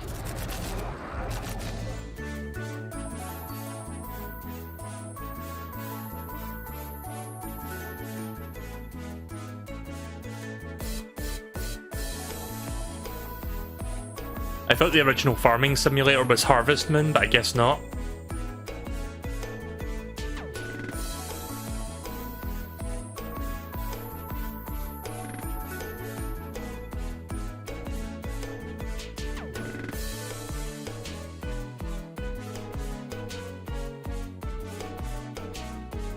It looks like a DS game. I wonder if this was originally like a DS game that they just like upscaled to PC.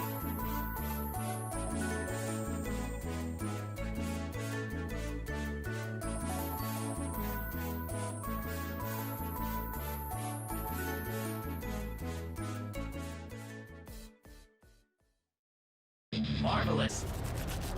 I'm so happy that you've been sending in your reactions, your memes, your takes to various temperatures throughout the show through the wonderful Magic Emotion graphics. You can even read them before your very eyes right now. I'm delighted by so many of them. Furious at a few, but I'm confused by none. Will it because show you're up just making now? a lot of sense today. We're in the home stretch of the show, so please Oh, continue no. to let us know which PC games you're excited about by Oh, come on, why? Why would you buffer now, for fuck's sake? Don't have any control over this, guys. I don't know what the fuck. Right, with my tweet showing up, we're not gonna fucking see it live, I guess, so whatever. I literally sent out that tweet again to see if it would show up during this part, but of course, that would fucking happen. Yeah, that's not loading. God damn it.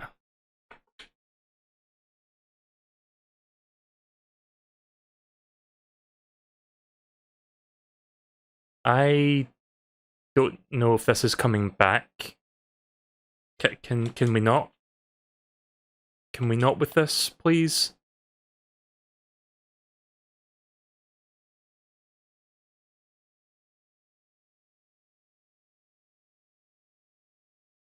Yep, just waste my time then.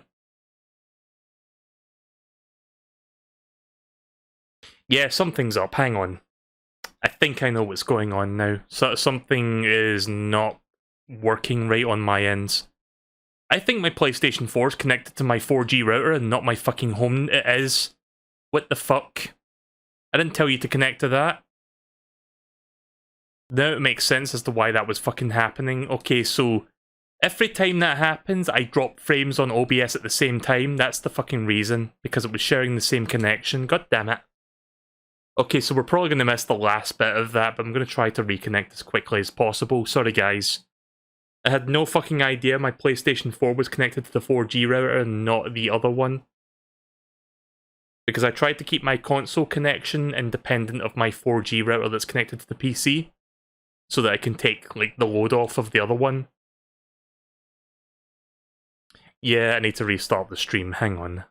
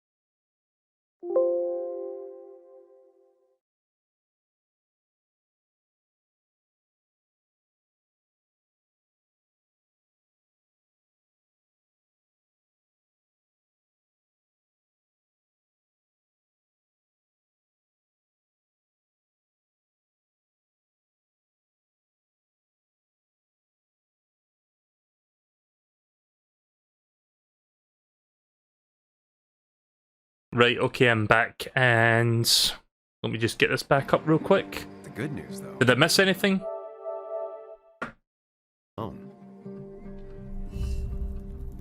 Twin Mirror? Right, okay. Oh, look, Epic Game Store exclusive, of course. You may have seen Metal Hellsinger announced earlier this week, and today we get the opportunity. Sorry about that, guys. I'll explain what happened in a bit. That the studio bills as a rhythm FPS. In fact, I'll fucking say it now. Fuck it. Basically, my PlayStation 4 was connected to my 4G router, which it was not supposed to be connected to, because that's the router I use for streaming purposes. Creative director at The Outsiders. So that's why I was like dropping frames there, because it was finally taking its toll on my bandwidth. Thanks. But we're back now. PlayStation 4 is now connected to my broadband router, which is what I use for like online gaming and videos. The reality that we're currently inhabiting, so that's why we're here now. So I have no idea if my tweet got through. I'm gonna have to look back on that to see if it did go through. Probably not. Probably it didn't happen, but hope you like it. That would have been a nice moment if the fucking stream held on for that little bit longer, just so I could at least see if it did go through. Did my tweet even, like, get published? I'm not even fucking sure. It did get published, but I don't know if it actually shown up on the stream itself.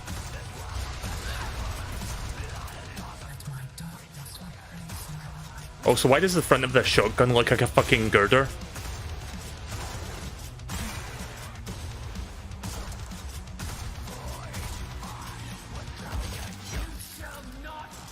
So it's basically bootleg Doom Eternal, from what I can see. Like, you've got glory kills, you've just got like shooty shoot, bangy bang bang.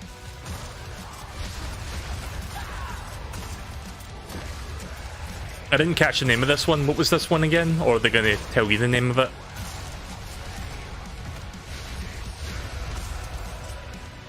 So yeah, if you want more Doom Eternal action on a budget, I guess this is the game for you. I mean, I say that like that's a bad thing. It looks solid. But you can just smell the bootleggedness of it. Like not necessarily the bootleg, just like it's more budgety.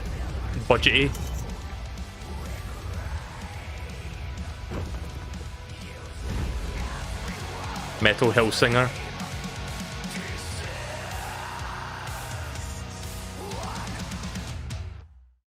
Okay, well that looks alright, I guess. Hello everybody, Felicia Day here, and I play the Magician in the Dungeons of Nahelbeck, the Amulet of Chaos. The Amulet of Chaos is a fun and silly tactical RPG that's coming to PC later this summer. It features a group of adventurers searching a dungeon for treasure. Each one of the characters has their own skill sets, or lack thereof, fighting styles, and inventory. Each one is kind of a failure, but together, they're too dumb to fail. The game doesn't take itself too seriously. It has lots of in-jokes for tabletop Oh hey games. Green, if you're still there, can you try sending a message on Twitch just to see if it's like still working with Restream? Of the Amulet of Chaos. Because I know the YouTube side is working, but I'm not sure if Restream needs restarting to make the Twitch side work. Because sometimes that happens. You again? I'd expected your asses to be turned into lampshades by now. You roach! I'm pissed. Ha! Pleased to meet you, pissed. I'm Revax. What a burn! We'll smash your rotten brains out of your skull. How about we try diplomacy, maybe? No. Attack! Guards, guards! Dispatch these smelly bushwhackers. Zibat Alright, thank you very much, it's working. That's good. Yeah, sometimes Restream can be fun, and when my internet drops out, I have to like restart Restream to get everything working, but thankfully that's not the case this time around.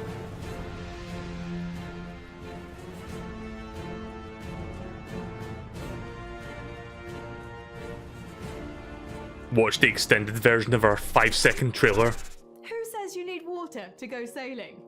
Our next game, I'm dropping Red Sails, frames puts again. you on a Good. boat in the middle of a sea Excellent. of desert. In this intriguing narrative adventure, you rescue stranded people while looking for the rest of your clan. Let's take a look at Red Sails. Right, listen guys, the stream might cut off, but my reactions I guess will still be recorded, so if you don't hear my reactions live, I guess you can watch the VOD if you really care to do so. But right now it's looking like that my 4G router is really shitting the bed something fierce right now, so I can't really tell you if you can... Yeah, I think I need to restart the stream. Let me fix something. I'm gonna turn the stream off and I'm gonna turn it back on. Fingers crossed that will fix it. I don't know if it will, but I don't seem to be you do not seem to be missing much here, so I'm gonna do it right now real quick.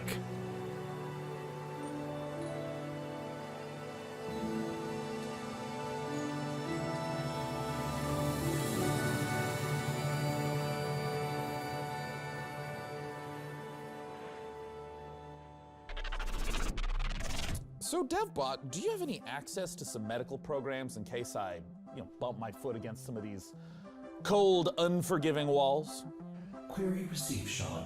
In order to familiarize you with basic life-saving procedures, thanks, OBS. Contact with game developer Bossa Studios, the creators of Surgeon Simulator 2.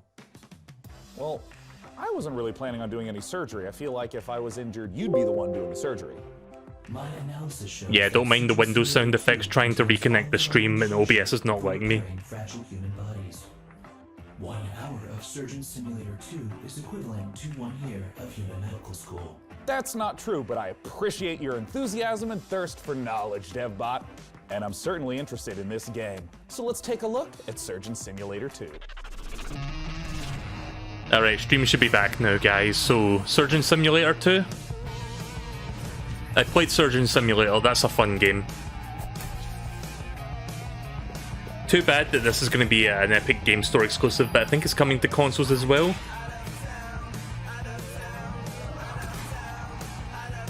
I'm pretty sure this is also coming to PS4 and Xbox One. Not sure if it's coming to Switch though. The Switch has the original one, doesn't it? Like, it's got the original Surgeon Simulator.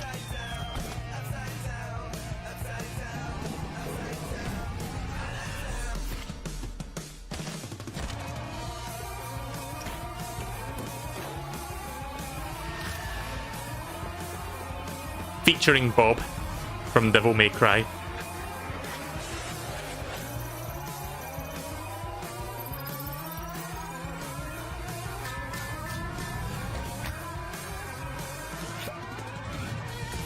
So yeah, you can pull off limbs in this one.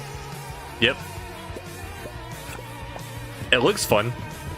I'd be down for this. Again, if I do end up getting this game, I'll probably just get the console version because I really have got a massive aversion to EGS. I'm getting sick and tired of saying Epic Game Store, so I'm just going to shorten it to EGS from now on. Yeah, like I said. Joining us to talk about Surgeon Simulator 2, we got Mark Pick on the line. Mark, thanks so much for joining us. Hello, thanks. The stream's back on, isn't it? So, for anyone who has not experienced the hilarity of Surgeon Simulator 1, can you just give us the gist and tell us, what is Surgeon Simulator 2 all about?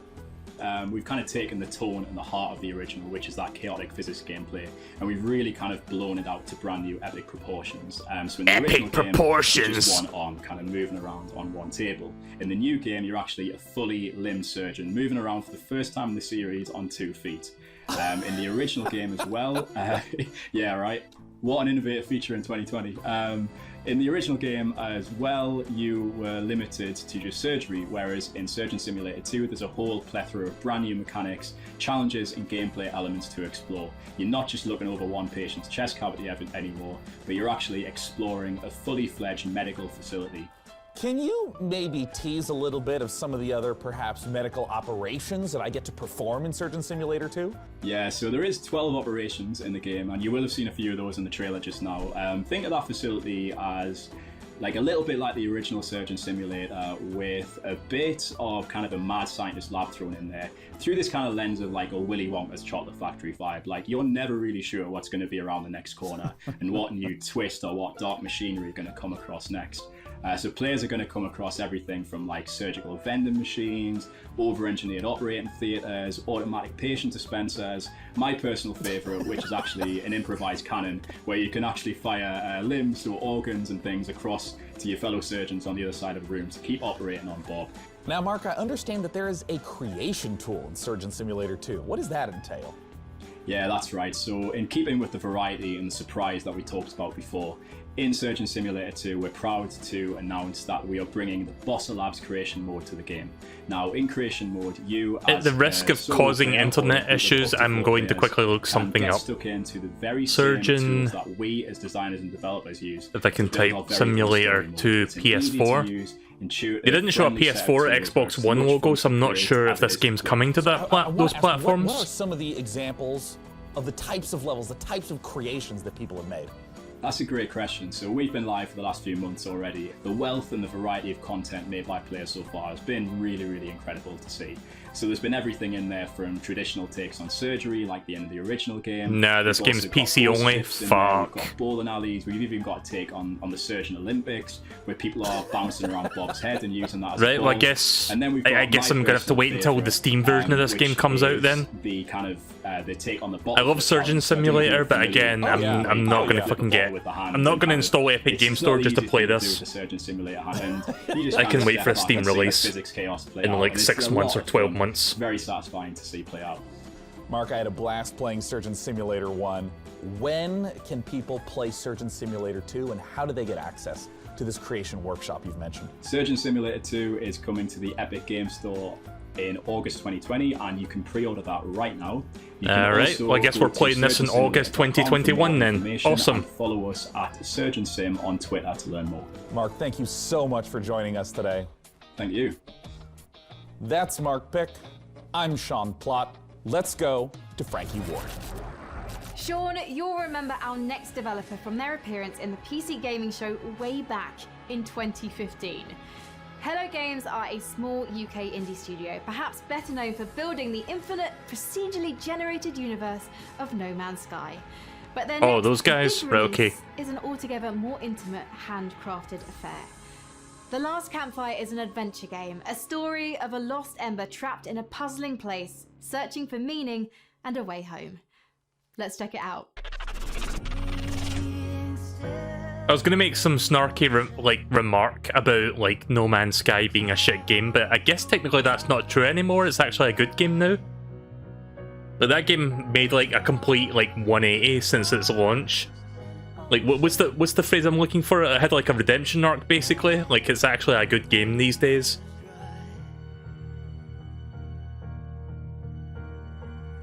I mean, it doesn't automatically like remove the fact that the game was like shite on launch, but at least it actually became a good game over time.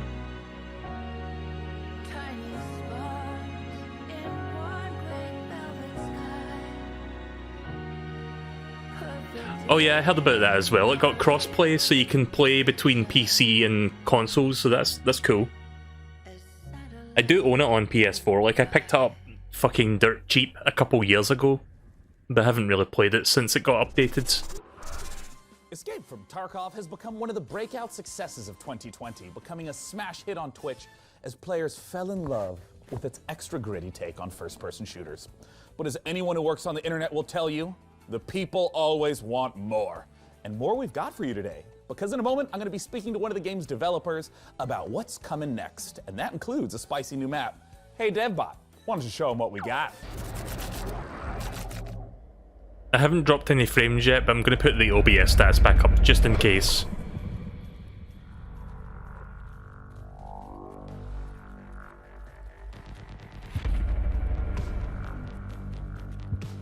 So I got a question for you guys. I can't really check myself in case my internet dies trying to load up howlongtobeat.com, but how long would you say is Persona 4 Golden? Because I'm the kind of person that struggles to commit to like 30-hour RPGs, let alone 60-hour ones, so I'm guessing somewhere in the ballpark of like 60 to 80 hours. If not more. Also, pardon the chair squeaks if you hear them now and again. Again, really should get a new chair. This one's falling apart.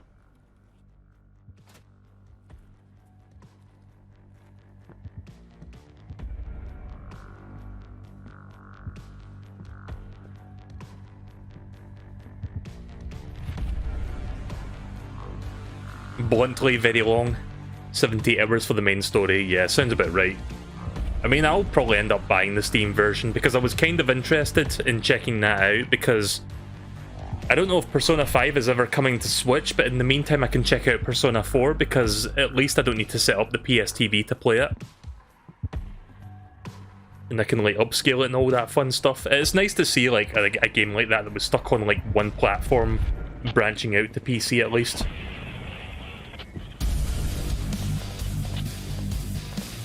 So anyway, that looks alright, I guess. Didn't have much to say about that. About what's coming next is Nikita Buyanov from Battlestate Games. Thanks so much for joining us today, Nikita. Thank you for having me. I would love if you would kick off by, just for anyone who hasn't played or seen Escape from Tarkov, how does a session of Escape from Tarkov work? What makes it different from, say, a class-based shooter or a battle? Speaking of JRPGs, I'm going to be doing more Xenoblade probably tomorrow. I was going to do it yesterday, but didn't feel like streaming yesterday because I was too tired to do so.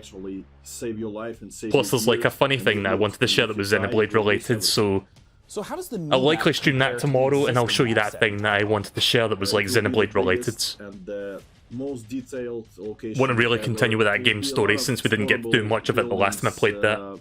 Undergrounds. It's like an attempt to simulate the city, the realistic modern city. So give me a breakdown of what's coming up in this upcoming patch 12.7. 12.7 is more like a technical patch. So wait, is this an update to an existing game then? Yeah, so they say they've got like 50 new games to show, but then you've got like some of these which are just like updates or expansions to existing games. It will like enlarge and whenever that happens, it's always like I always feel like, oh, it's a new game, and then I realize, oh wait, no, it's an existing game just with new stuff. Skill system. And there will be new boss called Senator. This boss will able to heal his partners and I've never heard of Escape from Tarkov before. I didn't know it was already a thing. Try to bring something new in terms of new bosses. Really big amount of cool features out to come. Gotta love a trailer of generic shooter slowly exploring an apartment with nothing else going on.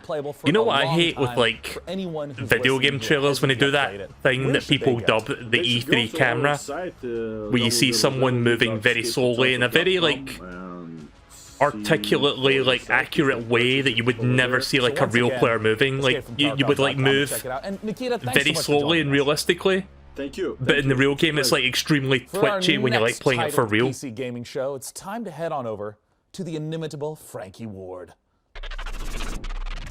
Over the last decade, developer Red Barrels has given us some of the most messed up horror games. So we're still ever watching this. created. This has been like 2 hours and The next 15 game minutes. in the So I'm not Outlast sure when series this is going to offers finish. I would more imagine very soon. mind-numbing terror, but this time with friends. Outlast Trials is set during the Cold War, and in this happy period of distrust, fear, and violence, you and your friends are human guinea pigs, involuntarily recruited to test advanced methods of brainwashing and mind control. Good times. But work together, and maybe you'll survive the Outlast Trials. Wait, did somebody tweet that they love playing Escape from Tarkov with their dog? Like, how the fuck does that work?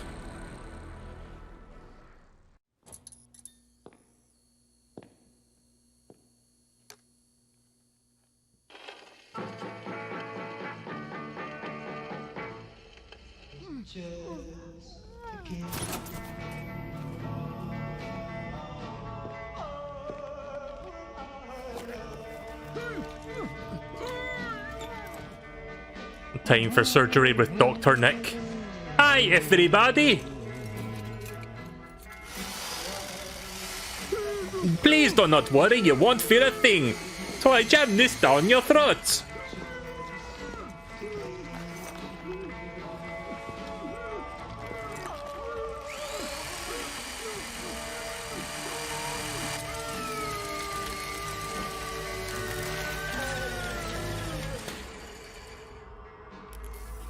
Night vision device fully operational, sir.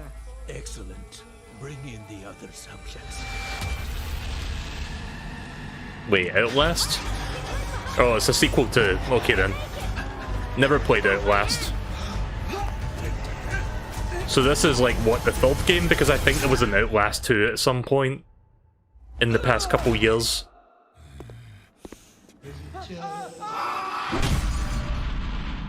Like, I know during those moments, like, before they show the trailers, they talk about the game and they probably mention the name as well, but again, I mostly black out during those segments. With that, the 2020 PC Gaming Show is now complete.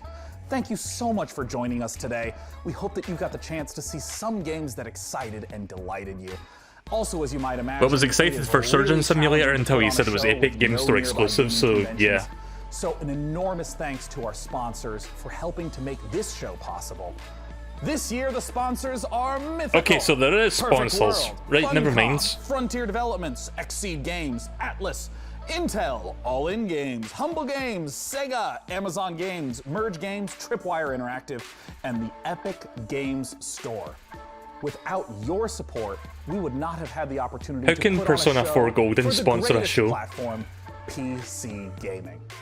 Now, before I say goodbye, I want to give a warm thanks and a chance for my co-host to say goodbye. Thanks again, DevBot. I am glad to have been of service, Sean. I'm going to shut down into sleep mode to conserve power until next year. Frankie, what is your goodbye message?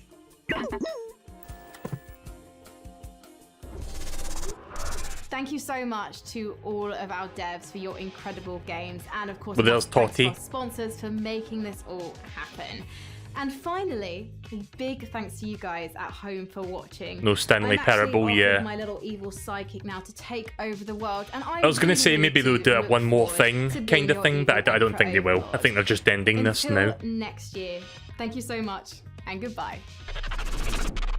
All right, that's it. Coming up next is the Future Games Show over at twitch.tv/gamesradar, where you'll see more exclusive reveals, deep dives on the future of gaming, and developer interviews. With that, I'm Sean Day9 Plot, and this has been the PC Gaming Show. Stay healthy, stay safe, and take care. Yeah, right, okay then. So that was the PC Game Show. I've got to be honest, that was much. Or rather, goodbye. Right, okay then. These are the credits. Yeah, let's just mute it. Not mute it, but just lower the volume so I can speak over it. So yeah, that was probably the best PC gaming show that I've seen so far. Like the previous ones, like they're fine, but they can be a bit of a snore fest sometimes. This one was better, like put together. Probably because it's like mostly like pre-recorded stuff, so it's a bit more Nintendo Direct-esque. Like, yeah, they had interviews and that in here, but it was mostly like trailer, which is probably the best way to handle that sort of thing, to be honest. Didn't feel like there was any like major downtime, save for maybe a couple moments.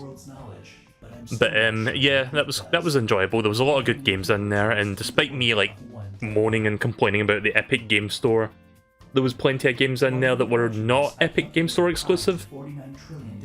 Most of which I can't remember off the top of my head, but there was some in there. I mean, Shadow Man Remastered coming to Steam, so that's pretty cool. Yeah, sorry if you really want to listen to what DevBot is saying here. I don't give a shit. And yeah, there's like another thing happening shortly called the Future Games event, or Future Games whatever, but I'm gonna go to sleep shortly because I'm tired, so I'm not gonna be checking that out. I'll watch that in my own time tomorrow, and if anything cool from that happens, I guess I'll talk about it on my next stream. Pro tip: when asking a computer to open a pod bay door, say please. With all of these sponsors, you'd think I'd have a heck of a lot more RGB. Okay, I have to go now. Seriously, it is time to leave. One more trailer? Right, okay then. This album is groovy. Error. Updating dictionary. This album slaps. The nature of God does not compute. However, he would definitely sound like Wayne. Speaking of tools, could someone adjust my Omni-Wheel server motor? Oh yeah, that's the spot. Take a picture, weirdo. It'll last longer. There will now be a short quiz, so I hope you memorized all those names. And don't forget to thank your computer for showing it to you. The show is over. No, I took a picture.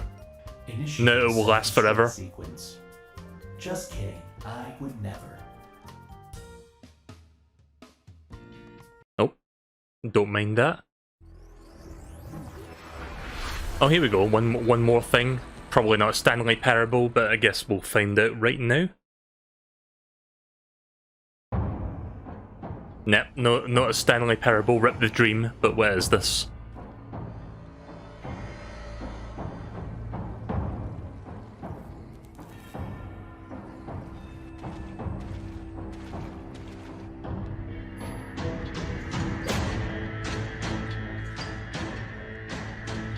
Guess I'll get rid of that OBS stat thing now, because I'm going to be wrapping up in just a couple minutes.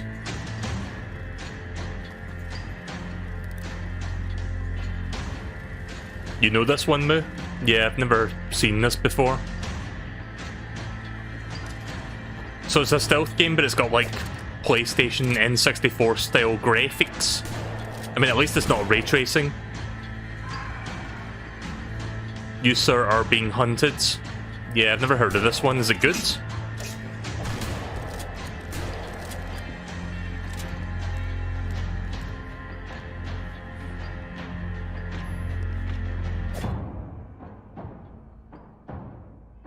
Glomwood. Ah, inside at last, welcome.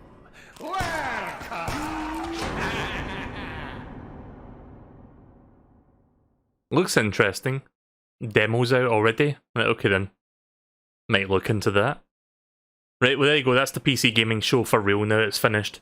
So, yeah, that was overall way better than last year's PC gaming show. Again, making it a more digital focused event probably helped that a lot, and maybe if they take the feedback, maybe they can like work on that and make it even more focused on like a digital like Nintendo Direct style thing. Yeah, I'm just gonna... No, PS4, don't autoplay. Fuck! Off. Yeah, I'm gonna turn my PS4 off now. So yeah, overall, that was pretty good. I like that. A lot of good games in there. Again, Epic Game Store can go fuck itself, but for the most part, that was enjoyable. I enjoyed commentating over that for a bit.